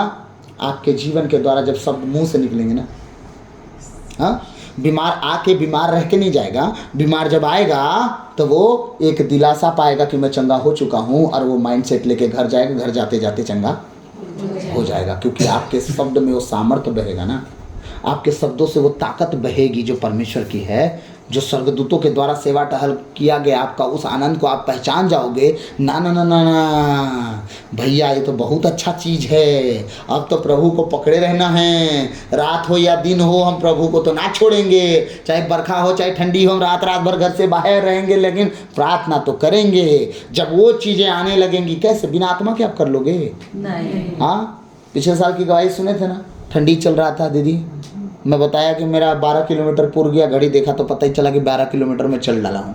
ग्राउंड में ही घूम रहा हूँ, 400 मीटर के दायरे में 12 किलोमीटर पहुँच गया। ठीक, मेरे को पता भी नहीं चला, और घूम रहा हूँ यहाँ तक, पहले धूरे धूर। ठंड में ओस गिर रही है, आँख के पलक में ओस का पानी भर गया है, टोपी पूरा भीग चुका है, यहाँ से यहाँ तक पैक हूँ मैं। लेकिन मुझे ना पता ही नहीं कै घंटा से मैं बाहर हूँ। देख रहा हूँ घड़ी तो 11 से 4:30 बज गया। धीरे धीरे धीरे धीरे 4:30 बजा दिया। 2 बजे देखा, घड़ी देख रहा हूँ तो 12 किलोमीटर चल चुका हूँ। तो इग्नोर ना, चल ही रहा हूँ 4:30 बज गया। बिना आत्मा के हो पाएगा? नहीं। आप याद रखिएगा, जब सेवा टहल करने के लिए स्वर्गदूत आते हैं तो आप सेम नहीं रह जाते, आपकी ज़िंदगी ही बदल जाती। क्यों?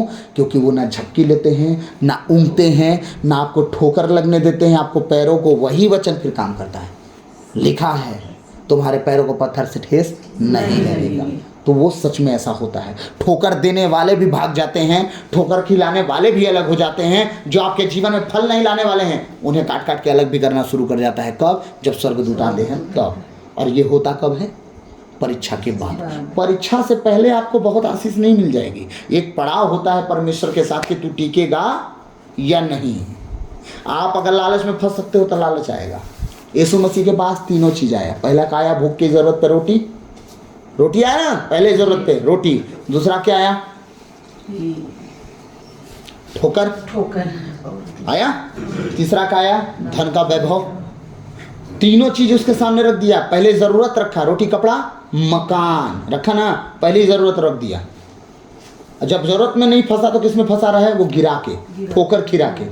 आपको अगर जबान हो तो व्यभिचार में डाल देगा, नशे में डाल देगा, वो ऑप्शन देगा, ऑप्शन लड़का होगा तो लड़की के सामने खड़ा करेगा, लड़की होगी तो लड़का के सामने खड़ा करेगा, वो अटैचमेंट डालने की कोशिश करेगा एक दूसरे के प्रति, आपको गिराने के लिए वो ठोकर है। समझ पा रहे हैं? और तीसरा क्या है? धन के पीछे भगाएगा वो। सबसे ज़रूरत, सबसे ज़्यादा नीड अगर धरती पर किसी चीज़ की है तो आज पैसे की है, उसके पीछे वो भगाएगा। लेकिन आप तीनों जब साइड में छोड़ोगे कुछ समय के लिए तो क्या होगा? परमेश्वर उससे भी बड़ा काम करेगा। अच्छा एक बात बताइए, राजा सुलेमान बड़ा कि यीशु मसीह बड़ा? राजा सुलेमान बड़ा कि दाऊद बड़ा? दाऊद बाप था, भूलिएगा मत। तो बाप बड़ा हुआ कि बेटा बड़ा हुआ? धनवान कौन था? लेकिन बाप का नाम क्यों है? पैसा सब कुछ नहीं करता, कुछ समझे? प्रभु के बाइबल में जो डिक्शनरी है ना, पैसे का महत्व नहीं है। वो कहता है वो तुम्हारे पैर की धूल बना दूंगा मैं। कुछ समझे कि नहीं समझे? उसकी वैल्यू भी तुम ना करोगे। लेकिन इंपॉर्टेंट है कि उसके वचन में खराई से कौन चला। दाऊद गलती किया, माफ़ी मांगा। हाँ, पूरी बाइबल उठा के पढ़ लीजिएगा, कोई राजा अपने बेटे का अभिषेक नहीं किया है। राज अभिषेक दाऊद अपने बेटे का राज अभिषेक कर पाया, जिंदा रह के। कुछ समझे कि नहीं? सीधा चला, बुढ़ापे में खुदा के भय में रहा वो। कुछ समझे कि नहीं समझे? गलती किया तो माफ़ी मांगा और सजा भी भोगा, नंगे पैर भागा है वो अपने ही राज्य में से। उसी का बेटा उसको खदेड़ दिया, लेकिन माफ़ी मांगता रहा, गलती पर गलती नहीं दोहराया वो। और पूरी बाइबल में कोई राजा ऐसा नहीं है जो अपने जीते राजा पर पद पर अपने औलादों को बैठा पाया हो, लेकिन दाऊद अपने बेटे को बैठाया। कौन था वो? सुलेमान था। समझे कि नहीं समझे? कितना भी अमीर हो गया सुलेमान, उसके जैसा राजा न था, न है, न होगा, लेकिन दाऊद से बड़ा नहीं हो सकता वो। तो समझे कि नहीं समझे? इसीलिए कह रहा हूं, राजा सुलेमान धरती पर धनवानों में सबसे बड़ा धनवान था, यीशु मसीह से बड़ा नहीं हो सकता। क्यों? क्योंकि धन की आवश्यकता बाइबल नहीं कहती है कि जरूरत है। सबसे ज्यादा तो परमेश्वर के राज और धार्मिकता की खोज कर यीशु मसीह ने राज और धार्मिकता की खोज किया। इससे सुलेमान के फॉलोवर कोई नहीं है, यीशु मसीह के आधी से ज्यादा दुनिया हो चुकी है। समझे कि नहीं? और वो बढ़ रहे हैं, घट नहीं रहे हैं, बढ़ रहे हैं, बढ़ रहे हैं, बढ़ रहे हैं, बढ़ रहे हैं, बढ़ रहे हैं। हम तो नहीं कर रहे हैं जो हमारे हैं, लेकिन जो कर रहा है वो कर ही रहा है। तो समझे कि नहीं समझे मैं जो कहना चाह रहा हूँ? इसीलिए परीक्षाएं आती हैं, उनका काम है आना, लेकिन परमेश्वर का काम है उसके बाद जब आप टिक गए। यीशु मसीह का क्रूस पर लटका जाना एक परीक्षा था, नहीं था? हाँ, लेकिन इसके बाद क्या हुआ? पिता के दाहिने जगह मिला कि नहीं मिला? मिला कि नहीं मिला? अगर वो चाहता तो पिलातुस के सामने अपनी सफाई दे सकता था। जब पिलातुस पूछता है कुछ बोलना, तो कुछ बोलता था? नहीं। जब बोलता था क्या तू ईश्वर का पुत्र है, बोलता हाँ। मतलब वो ना ऐसे शब्द टेढ़ा जवाब देता था ताकि वो क्रूस उसको मिल ही जाए। वो क्या नहीं बोला पिलातुस, क्या तू नहीं जानता अगर मैं चाहूं तो तुझे छुड़ा सकता हूं? क्या बोलता है? सुनना, पिता की ओर से मिला है, तू क्या छोड़ेगा मुझे?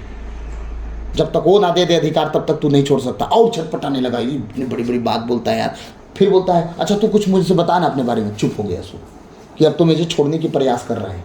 यीशु मसीह ही चुप हो गए कि नहीं हो गए? कोई सफाई दी है वहाँ पे? नहीं। तो अपने बारे में कुछ बता, नहीं बोलता था। तो क्या तू यहूदियों का राजा? हाँ हूँ। ले, फिर से टेढ़ा जवाब। तो परम प्रधान का बेटा? हाँ हूँ मैं। फिर टेढ़ा जवाब। इन बातों से, जिन बातों से उस समय लोग चिढ़ते थे, उसी बात को यीशु मसीह अपने ऊपर लागू करते थे। उसी डाह में वो लोग पकड़वाए थे उसको। सही है? और वो बार बार बोलते थे क्यों क्रूस ना छूटे, क्योंकि परीक्षा के बाद उसे पता था कौन सा जगह मिलेगा मुझे। एक माँ आती है अपने दोनों बच्चों को लेकर, बोलती है तू अब अपने राज में मेरे बेटे को दाहिने और बाएं रखना। तो बोलता है ये मेरा काम नहीं है, ये मेरा काम नहीं है, वो पिता ही जाने मेरे दाहिने और बाएं किसको रखेगा। मैं सिर्फ पिता की इच्छा पूरी करूंगा। अब मेरी इच्छा परमेश्वर ने मुझे दिया है कि तो मेरे दाहिने बैठ, बाकी का काम छोड़।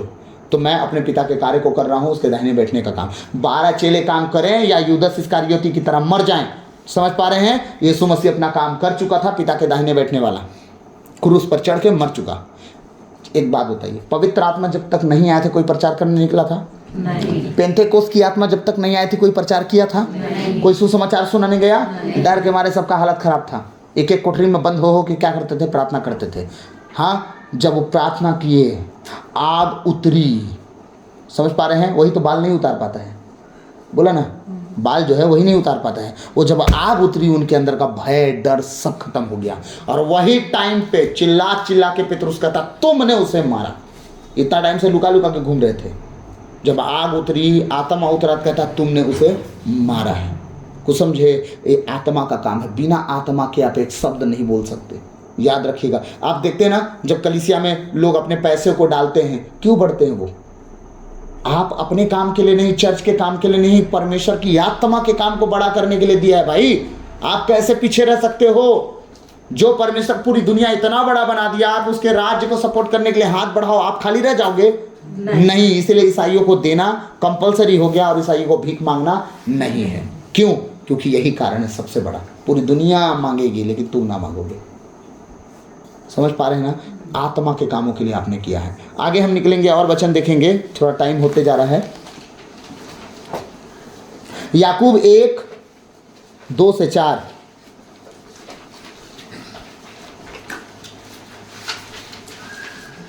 याकूब का पत्र अध्याय 1 पद संख्या 2-4। तो ये कहाँ का परीक्षा है? संसार का परीक्षा। शैतान कहाँ है? संसार में है। किसका पिता है वो? संसार का पिता है।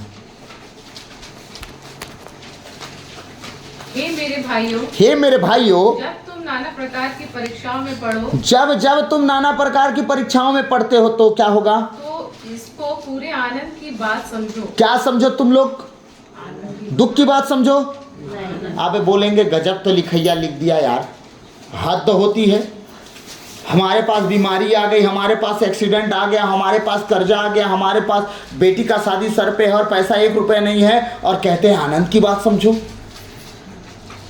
हाँ, परीक्षा आ गई है तो क्या समझो तुम अपने आप को? आनंद की बात समझो। क्यों अच्छा समझो? पढ़िए तो।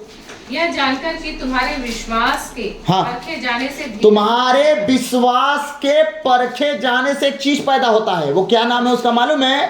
धीरज। जब तुम्हारा विश्वास मजबूत होगा तो तुम्हारे अंदर से एक चीज पैदा होगी, उसका नाम है धीरज। धरोगे, प्रभु उपाय करेगा, प्रभु उपाय करेगा, प्रभु उपाय करेगा। ये बातें तुम्हारे धीरज के द्वारा जो उत्पन्न होगी, क्या होगा आगे?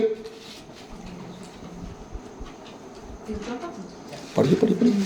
पर धीरज को अपना पूरा काम करने दो। अब धीरज जब तुम्हारे अंदर आ चुका है कि प्रभु उपाय करेगा, तो धीरज को अपना पूरा काम करने दो कि तुम पूरे और सिद्ध हो जाओ। अब छटपटाओ मत, शांति रखो। क्या करो? धीरज को अपना पूरा काम करने दो कि प्रभु अपना उपाय करेगा। तो धीरज को अपना पूरा काम करने दो तो क्या होगा आगे? क्या बोला? तुम पूरे और सिद्ध हो जाओ। तुम पूरे और सिद्ध हो जाओ कि प्रभु पर डिपेंडेड हो जाओ कि प्रभु है, सब कुछ है। प्रभु नहीं तो कुछ नहीं, मैं लाखेड़ी चोटी लगा लूं, अब तक क्या कर लिया, क्या आगे कर लूंगा, है ना? तो प्रभु है तो पूरी रीति से अपने आप को प्रभु पर डिपेंडेंट छोड़ दो। आगे, और तुम में किसी बात की घटी ना रहे। कह रहा है तुम्हारे अंदर भी किसी चीज की घटी ना मिले। भी ध्यान देना, अगर तुम्हारे अंदर किसी चीज की घटी है, अगर तुम किसी घटी में घुसे हुए हो, तुम में कुछ गलतियां चल रही हैं प्रेजेंट टाइम में भी, और सही पश्चाताप नहीं किए हो, तो प्रभु को दोष मत देना कि प्रभु तूने मेरा भला क्यों नहीं किया। हाँ, तुम्हारे अंदर भी कुछ कमी ना मिलनी चाहिए, कुछ घटी ना मिलनी चाहिए, ताकि मैं तुम्हारे धीरज को पूरा पूरा काम में आने दूंगा और तुम्हारे लिए उपाय करूंगा। तब क्या कहते हैं लोग? हाँ, मैं इतना बीमारी में फंस गया, मेरा परिवार ऐसे फंस गया, मेरे पास एक पैसा नहीं था, प्रभु से मैं प्रार्थना करते रही, प्रार्थना करते रही, प्रार्थना करता रहा। एक भाई ने फ़ोन किया और मेरी मदद कर दिया। कैसे हुआ? आप धीरज को अपना पूरा काम करने दिए। कुछ समझे कि नहीं समझे? तो ये चीजें हैं, परमेश्वर उपाय ऐसे करते हैं। समझे कि नहीं समझे? तो धरती पर परीक्षा नाना प्रकार के हैं, न जाने कितने परीक्षा हैं। कौन से परीक्षा है? संसारिक परीक्षाओं के विषय में बात हो रही है। हाँ, ये संसारिक परीक्षाएं हैं जो बार बार आ जाती हैं, उठ के आ जाती है। कभी ये परेशानी, कभी वो परेशानी, कभी ये परेशानी, ये तरह तरह की जो बातें घटती हैं हमारे जीवन में। कौन सी परीक्षाएं हैं? संसारिक परीक्षा। और ये होती कब है? जब आप परमेश्वर के करीब पहुंचने वाले होते तब। क्यों? अब परीक्षा आएगा तो आप किसके पास जाओगे? बैंक के पास? मैनेजर के पास? पैसा घटाए थे तो दे देगा? नहीं। किसके पास भागते हो? यीशु के पास। जब यीशु के पास जाते हो, एक बार मदद अगर मिल गया तो क्या दोबारा आपको जीवन में जब कोई तकलीफ आएगा तो कौन याद आएगा? Bank manager? नहीं। वो भाई जो याद आ गया, काम कर दिया। आप जिसके पास गए और मदद जिसने भेजा उसके पास आप भागोगे। कहाँ? कोठरी के अंदर। इसलिए नाना प्रकार की परीक्षाएं, तो अपने आप को क्या करना? तुम बहुत आनंद की बात समझना कि खुदा के पास जाने का टाइम आ गया। अब तो समझे कि नहीं समझे? खुदा के पास जाने का टाइम आ गया, क्योंकि अगर आप नहीं जाओगे तो आप परीक्षा में सदा फंसे रहोगे। लेकिन जब भी परीक्षाएं परमेश्वर के करीब आ जाना, परीक्षाएं भी निकल जाएंगी और अपना काम भी करेंगे और तुम्हें और मजबूत करके जाएंगी। वो ऐसे ही नहीं छोड़ेंगी। आगे एक वचन और निकालेंगे, दूसरा राजाओं का ग्रंथ अध्याय 4 पद संख्या 2 से 7। दूसरा राजाओं का ग्रंथ अध्याय 4 पद संख्या 2 से 7। आज वचन कंप्लीट नहीं होगा बच्चों। ये लास्ट वचन देखेंगे, कोट करके रखिएगा, हम नेक्स्ट टाइम बाकी का वचन सुनेंगे।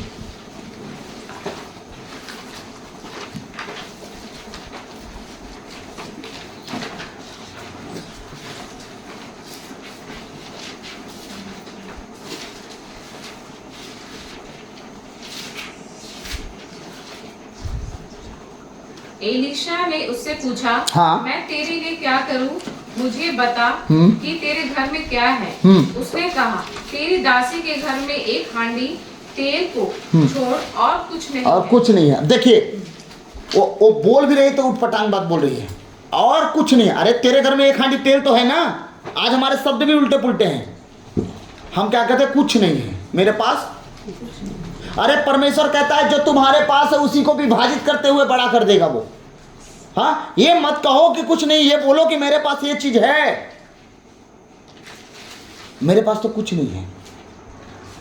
आज मुझे नहीं पता, परमेश्वर दिल में एक बात डाल रहा है। मुझे नहीं पता किसको पैसे की जरूरत है आज, या आपके घर के परिवार के किसी रिश्तेदार को, मुझे नहीं पता, लेकिन परमेश्वर दिल में बात डाल रहा है। अगर आपके पास कुछ हो, ठीक, तो आज से ही बोलना मेरे खाते में बहुत पैसा है, अब परमेश्वर देने जा रहे हैं। आपकी ज़रूरतों को परमेश्वर इतना बढ़िया डिवाइड करने जा रहा है ना। आज ही मैंने पता आप गवाही दोगे नहीं दोगे, लेकिन परमेश्वर आपके खाते को बढ़ाने जा रहा है। मैं सच कह रहा हूँ, इसी वचन में आमीन। वो बढ़ाएगा, जरूर बढ़ाएगा, किसी न किसी की ज़रूरतों को पूरा करने जा रहा है। आमीन। क्या कह रहा है प्रभु का वचन? कह रहा है, वो क्या कह रही है कि मेरे पास उसके अलावा कुछ नहीं है। और सच में उसके घर में क्या था? वो तेल ही तो था। सही है। और परीक्षा में फंसी थी कि नहीं फंसी थी? लेनदार आते थे उसके घर के, नहीं आते थे? कर्जा वसूलने, दे नहीं तेरे लड़का को ले जाएंगे गुलाम बनाने के लिए, दे नहीं तो ले जाएंगे। क्योंकि विधवा को नहीं छूते थे भाई। पति मर गया था, लेकिन पति कौन था? नबी था। जो मरा था नबी था, भविष्यवक्ता था, प्रभु की नजर में धर्मी था। धर्मी के घर में धर्मी जब गया तो क्या हो गया? डबल धार्मिकता पैदा हुई। वो औरत अगर बिगड़ना चाहती तो बिगड़ सकती थी, लेकिन प्रभु की धार्मिकता उसके पति के अंदर थी, और उस भय में वो प्रभु के साथ बनी रही। समझे कि नहीं? क्या बोलती है? मेरे घर में एक हांडी तेल के अलावा कुछ नहीं। आगे उसने कहा, तू बाहर जाकर अपनी सब पड़ोसियों, जितने पड़ोसी पड़ोसीन हैं, सबके बर्तन उठा लिया अपने घर में, पड़ोसियों से खाली बर्तन मांग लिया। हाँ। और थोड़े बर्तन ना लाना। हाँ। फिर तू अपने बेटों समेत अपने घर में जा और द्वार बंद करके हाँ। उन सब बर्तनों में तेल उंडेल देना, और जो भर जाए उन्हें अलग रखना। अब वो क्या कह रहा है कि पूरा तेल क्या करना? सारे बर्तनों में जो हांडी भर का तेल है ना, एक एक बूंद, एक एक बूंद, एक एक बूंद क्या कर? तू बीज बो। ठीक, तो क्या कर? बीज बो, उंडेल देना, सब अपने बच्चों समेत। और आज हम क्या कर रहे हैं? अपने बच्चों समेत हम दरवाजा बंद करके क्या हम बीज बो रहे हैं प्रार्थना का? नहीं। अपने परिवार समेत क्या हम बीज बो रहे हैं? वचनों का घोषित कर रहे हैं, घोषणा कर रहे हैं अपने घरों में। हाँ, उसने एक वचन दिया। कौन? एक नबी वचन दिया कि ये काम तुम जाके अंदर करोगे। क्या वचन था? हांडी में तेल उंडेलना। और आज वचन क्या मिलता है? जा तू कह कि प्रभु तूने कहा है, स्तोत्र ग्रंथ अध्याय 112 के 2 में, धर्मी जन की संतान फलेगी फूलेगी, पृथ्वी पर पराक्रमी होगी। अब ये चीज घर के बच्चे कर नहीं रहे, ना माता ना पिता। मेरा बच्चा गड़बड़ है, क्या करूं? वचन बोलने के लिए बोल दिए, 1 दिन बोले, 2 दिन बोले, 3 दिन में पता नहीं कौन घून खा गया उस वचन को। उनके घर में मिलता ही नहीं वचन। ना माँ के जबान पे मिलेगा, ना बाप के जबान पे मिलेगा, वचन ही गायब। ओ वचन नहीं, वो एक व्यक्ति है। जब वो निकलता है तुम्हारी जबानों से, तब वो क्रिएशन करता, काम करता है। याद रखिएगा, पृथ्वी बेडौल सुनसान थी, लेकिन काम नहीं कर रहा था पवित्र आत्मा। ऊपर विचरते रहता था जल के ऊपर। जिस दिन परमेश्वर ने मुंह से बोला, शुरू। कुछ समझे? वो तुम्हारे अंदर है, वो किसी काम का नहीं। तुम उसे बोलो, मुंह से निकालो। वो तुम्हारे अंदर से जब वो निकलेगा, एक आकार लेगा, ठीक, और तुम्हारे बच्चों को सुधार की ओर लेके जाएगा। कुछ समझे कि नहीं? वो गड़बड़ी की ओर नहीं, सुधार की ओर जाना शुरू हो जाएंगे। धर्मी जन की संतान। तूने कहा कि मैंने कहा? तूने न कहा, तूने कहा। तो पहले क्या बनना पड़ेगा आपको? हाँ, ये मत सोच लीजिएगा कि आपका चढ़ रहा है घिसिर घिसिर गुड़ाकू है, इतना बड़े पौआ, एक रे बात कहे चल मोर दउआ। दउआ नहीं सुनेगा। फिर दउआ मतलब लड़का नहीं सुनेगा। पहले आपको धर्मी बनना पड़ेगा। धर्मी जन की संतान फलेगी फूलेगी ना। आपको तो पहले धर्मी जन बनना ना पड़ेगा। प्रभु के वचन के अनुसार चलना पड़ेगा। जो बोलोगे, प्रभु कहता है कि तुम्हारे औलादों को तो फलाऊंगा फुलाऊंगा, तुम्हारी जरूरतों को भी ऐसे ही भरपूर पूरा करता जाऊंगा। आमीन।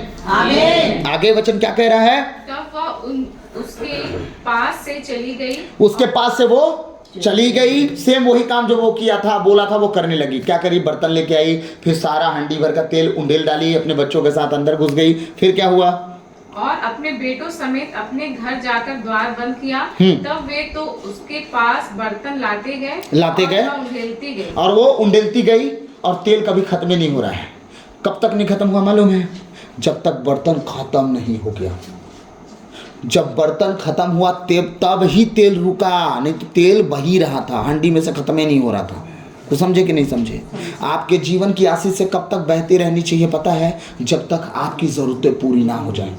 ठीक, जब आपके जीवन की तकलीफें खत्म ना हो जाए तब तक वो हांडी का तेल, वो वचन आपके मुंह से धारा की तरह बहती रहनी चाहिए, बहती रहनी चाहिए, बहती रहनी चाहिए। प्रभु तूने कहा तेरे कोड़े खाने से हम भले चंगे हो गए, तेरे कोड़े खाने से हम भले चंगे। बार बार नाक में दम कर दीजिए, उस वचन को इतना बार बोल दीजिए कि आपके अंदर में जो बैठ के काम चल रहा है, नसों में, हड्डियों में, खून में, और मतलब पूरी तरह का जो इन्फेक्शन फैला हुआ है, ब्लड इन्फेक्शन फैला हुआ है, वो तब बहुरा जाए सुन के कि भाग भाई इसको छोड़ के। क्यों? क्योंकि इतनी बार वो कमांड कर चुका है बात कि उसके कोड़े खाने से चंगा, उसके कोड़े खाने से चंगा, उसके लहू बहाने से धोए गए, उसके लहू बहाने से मेरे पाप धोए गए। जब पाप धोए गए तो शरीर पर अधिकार बचा किसका? परमेश्वर का। तो परमेश्वर बीमारी थोड़ी देता है, हाँ, परमेश्वर चंगाई देता है। तब कोड़े खाने से हम चंगे हो गए। आप वचनों को इतनी बार बोल दो कि वो आपके शरीर का एक अंग बन जाए। अभी मच्छर काटेगा तो दर्द नहीं होता, पता चलता है कि नहीं पता चलता? चलता है ना। तो आपके जीवन में अगर जब वचन इस तरह सेंसिटिव हो जाए कि आप जब बोलो तो महसूस हो कि आपके अंदर वो काम कर रहा है, फिर आप देखो क्या करता है। आमीन, आमीन। आगे का वचन क्या कह रहा है? ओ खत्म हो गया, बचा है। जब बर्तन भर गए तब उसने अपने बेटे से कहा, हाँ, पास एक और भी ले आ। हाँ। उसने उससे कहा, और बर्तन तो नहीं रहा। हाँ। तब तेल रुक गया। अच्छा, किसी ने कहा रुकने के लिए तेल को? नहीं। तेल का काम है बहते रहना, लेकिन जब बर्तन खत्म हुआ तब तेल रुका। आपकी ज़रूरतें जब खत्म हो जाएंगी तभी आशीषें रुकेंगी। जब तक ज़रूरतें हैं आशीषें कभी नहीं रुकेंगी, आप पर बहती जाएंगी, चलती जाएंगी, और आपका काम होता जाएगा और आप उस काम को देखते जाओगे। अभी तक मेरे जीवन की ज़रूरतें पूरी नहीं हुई हैं, परमेश्वर मेरे जीवन को आशीष देते जा रहा है। अगर आप लोग भी ऐसे हो तो आप महसूस करोगे आने वाले समय में आपकी आशीषें घटेंगी नहीं, बढ़ती ही जाएंगी। क्यों? क्योंकि अभी आप बचे हो, आपका बच्चा, आपका पति, आपका सास ससुर, ननद, देवरानी, जेठानी, सबको बचना बाकी है, इसलिए आशीषें अभी बह ही रही हैं। तो पहले बदलाव किसका होना चाहिए? हमारा। फिर बदलाव किसका होगा? परिवार का। तो पहले बदलाव देखिए होता क्या है, हम कहते हैं प्रभु मेरे पति को बचा ले, प्रभु मेरी पत्नी को बचा ले। प्रभु क्या कहता है? ना, सुन, मुझे तू पसंद है। कौन पसंद है? मुझे तू पसंद है। तो प्रभु मेरे घर वालों का, तो पहले मैं तुझे पसंद कर रहा हूँ ना, तो पहले तू पसंद करने दे मुझे तू पसंद है ना। तो जब तेरी धार्मिकता मेरी जैसी हो जाएगी तो तेरे घर वाले तुझे देखेंगे। हाँ, जब तेरी चमक को देखेंगे, तेरे उत्साह को देखेंगे, तेरे तरक्की को देखेंगे, अगर उनके अंदर भी एक इच्छा होगी, हाँ, कि उसके जैसे मैं होती, तो वो मुझे ढूंढेंगे, फिर मैं उन्हें पसंद कर लूँगा। एक लड़का लड़की का सिस्टम होता है। क्या होता है आजकल हमारे में? एक लड़का है जिसे प्रभु पसंद करता है, ठीक है, शादी पार्टी में कहीं गए और एक लड़की पसंद आ गई, ठीक है। लड़का क्या बोलता है? प्रभु ये मुझे पसंद है, ठीक, प्रभु कुछ उपाय कर शादी हो जाए। प्रभु बोलेगा तू समझा नहीं, मुझे तू पसंद है ना, वो पसंद नहीं है, मुझे तू पसंद है। लड़का ज़बरदस्ती लगा हुआ है, प्रभु पसंद कर ले, मेरे माँ बाप भी मान जाएंगे, प्रभु पसंद कर ले, हैं, लड़का अच्छा है, बहन बोलेगी लड़का अच्छा है, मेरे मम्मी पापा मान जाएंगे, प्रभु कुछ कर दे उपाय। प्रभु बोलेगा सुन बेटी मुझे तू पसंद है। समझे कि नहीं? वो पसंद नहीं है, मुझे तू पसंद, मुझे तुझ में इंटरेस्ट है, उसमें नहीं है, क्योंकि वो जब तक तेरे जैसे मेरे पीछे नहीं आएगा मुझे इंटरेस्ट नहीं होने वाला। शादियाँ क्यों टूट जाती हैं? एक धर्मी लड़की भी अगर शादी करती है तो उसकी शादी क्यों खराब होती है? क्योंकि जिसे पसंद किया परमेश्वर, उसके साथ का जोड़ीदार आप पसंद किए, खुदा ने पसंद नहीं किया। आज अपनी मर्जी से जो शादी ब्याह लगा के थोप दे रहे हैं, 3 साल में तो कहानी खत्म। पिता पुत्र पवित्र आत्मा के नाम पर 3 साल शादी अगर कट गई तो गुरु शादी चलेगी, और नहीं कटी तो सारा कर्म कांड 3 साल में होता है। कभी ध्यान दिए शादी के 3 साल में कितना घर में कल्लाहट मच जाता है, कितना दिक्कतें होती हैं कि नहीं होती हैं? कितनी बार शादी टूटने का कगार पे आता है 3 सालों में, सही है। अब क्वांटिटी बढ़ी रहा है, 3 से 4 5 साल हो जाता है कि नहीं होता है? क्यों? पिछले दिनों में क्या बताया, शैतान सबसे ज्यादा क्या चाहता है? परिवार टूटे। जिस दिन परिवार टूटता है पूरी लाइफ किसके पीछे भागते हो? परिवार संभालने में, खुदा के पीछे नहीं भागते। इसीलिए शैतान जानता है कि जब वो मेंटली डिस्टर्ब हो जाएगा ना, उठते बैठते सिर्फ परिवार के विषय में सोचेगा, मेरे विषय में नहीं सोचेगा, मतलब परमेश्वर के विषय में नहीं सोचेगा। इस सबसे पहले परिवार तोड़ता है। और परिवार का एक सदस्य अगर चुप हो जाए, दूसरा सदस्य हल्ला करते करते एक दिन थक जाएगा, बोलना छोड़ देगा। परिवार कभी टूट ही नहीं सकता। लेकिन जबान पे ताला मारना सीखेंगे तब ना। आजकल के तो हाईटेक औलाद हैं, पत्नी बोलेगी तो पति चुप रहेगा, पति भला, पत्नी आजकल की तो भैया मत पूछिए, वो चुप रहेगी। हाँ, मेरे बाप ने इतना प्यार से पाला था, तुम्हारे घर आके नौकर बन गई हूं मैं।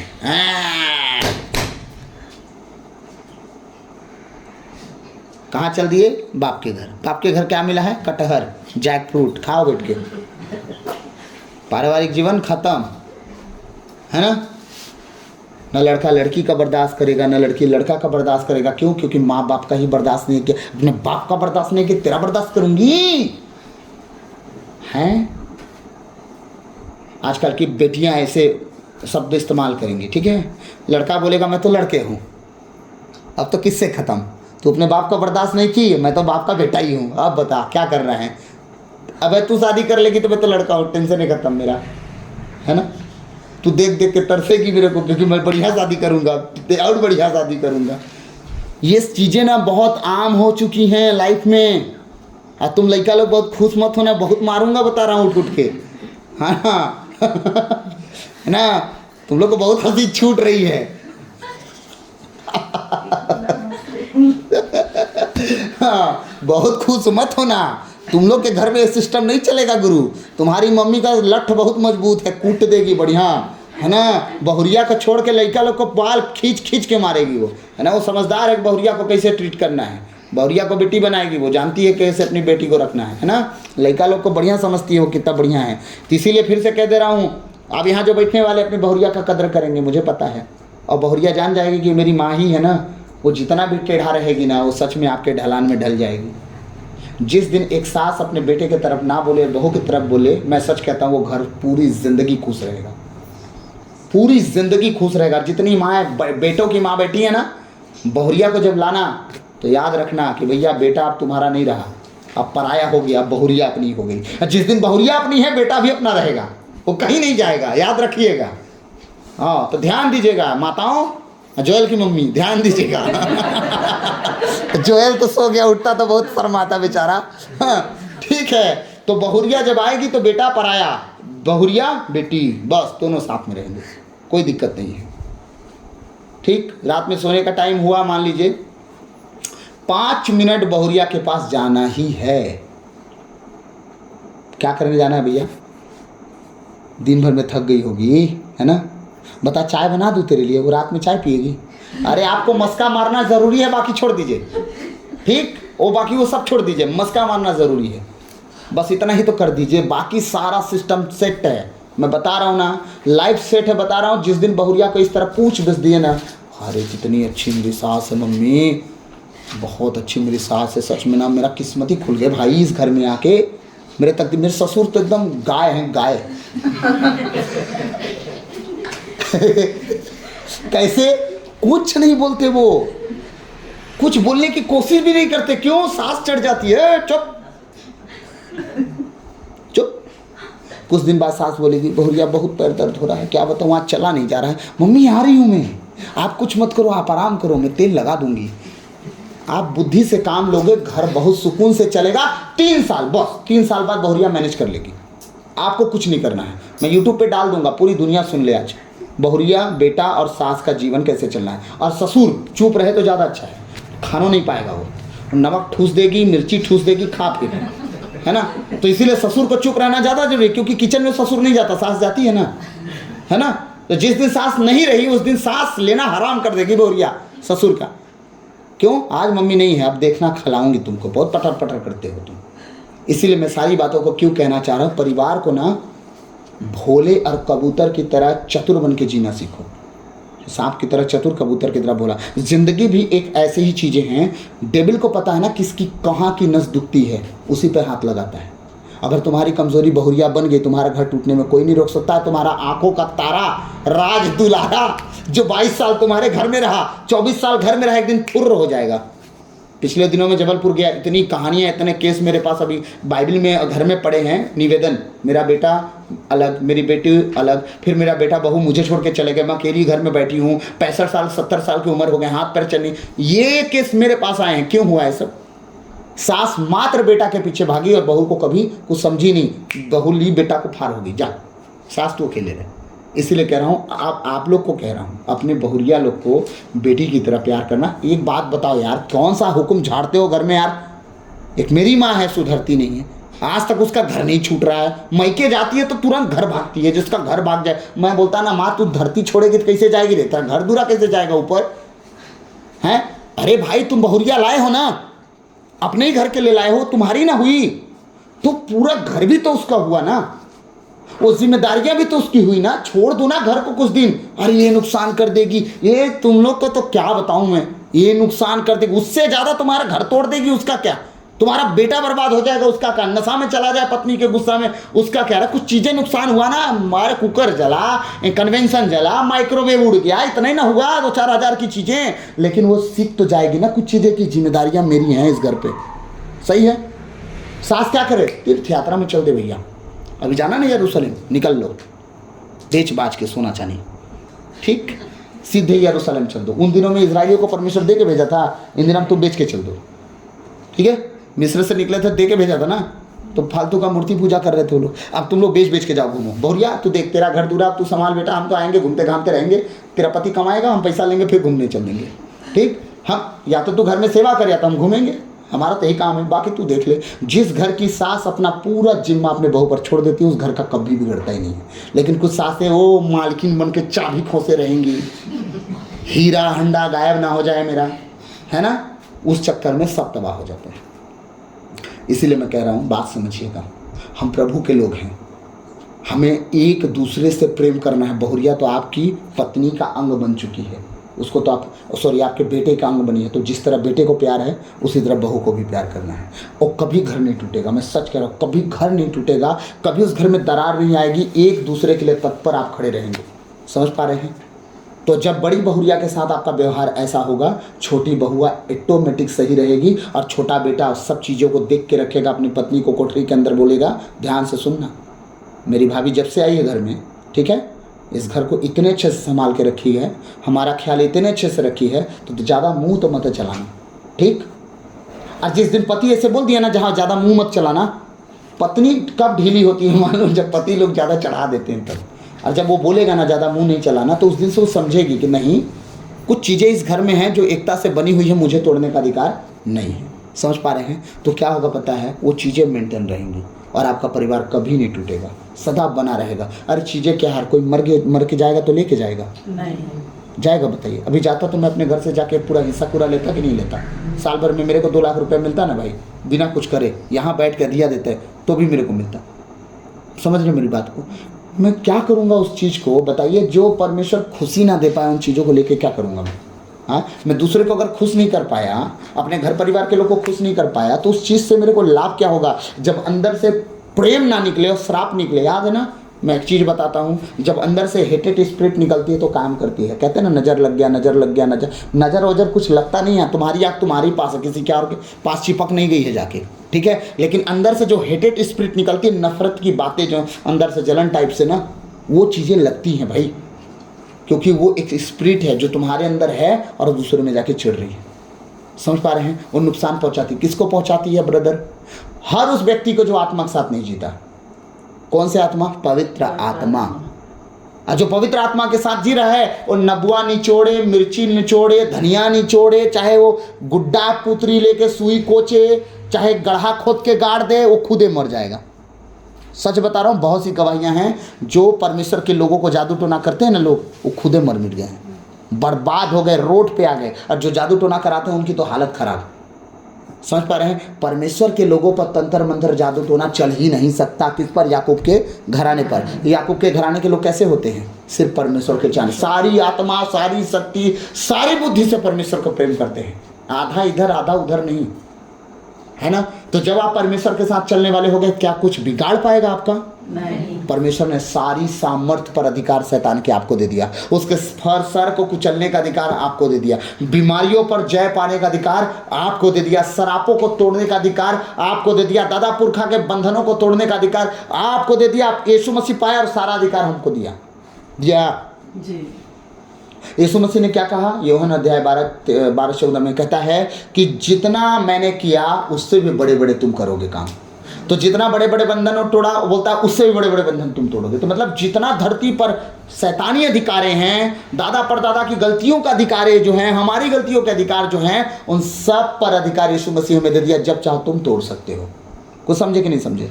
तो इन सब बातों का ख्याल रखिए, ध्यान दीजिए। संसार है ये, संसार में नाना प्रकार की परीक्षाएं हैं, लेकिन आपको उन परीक्षाओं को डिबेट करना आना चाहिए।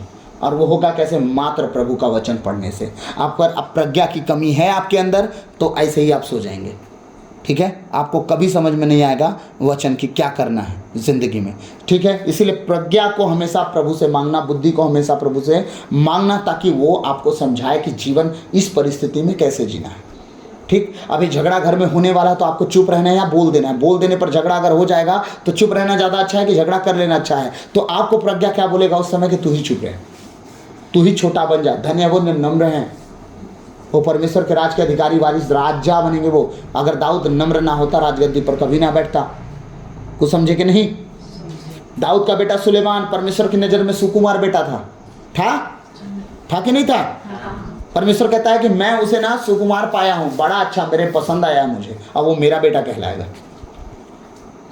स्तोत्र ग्रंथ 51 नहीं पढ़े आप लोग? एक गाना बन चुका था सुलेमान के लिए, पूरी दुनिया नाजायज औलाद बोलती थी उसको। कितना शर्माता रहा होगा बेचारा। मुंह पे तो नहीं, लेकिन आपस में तो बात होती होगी ना, नाजायज औलाद, नाजायज औलाद। लेकिन परमेश्वर उसे जायज ठहराया। क्यों? पश्चाताप के कारण। दाऊद ने सच्चा पश्चाताप किया, राजा होने का ताव नहीं दिखाया नातान नबी को। वो बोला कि मैंने गुनाह किया है। ठीक है? समझिएगा मेरी बात ध्यान से। परमेश्वर जब राजा बना दिया, सबकी मुंह बंद हुआ। बंद कि नहीं हुआ? ये है परमेश्वर। देखिए परमेश्वर कभी भी, मैं चाहता हूं कि एक दिन आप लोगों को मत्ती 1 अध्याय समझाऊं। आप लोग को कोई नहीं बताया होगा आज तक। मत्ती 1 अध्याय में क्या है ब्रदर? वंशावली। लेकिन उस वंशावली में इतनी बड़ी सामर्थ छुपी है जब कभी किसी ने ध्यान ही नहीं दिया। मैं पिछले दिनों में अपनी पत्नी को समझाया हूं कि जितने अधर्मी पाए जाते हैं उन्हीं के द्वारा यीशु मसीह तक आ गए। जितने बाइबल में गलत लोग थे, राहाब कौन थी? समझ पा रहे हैं?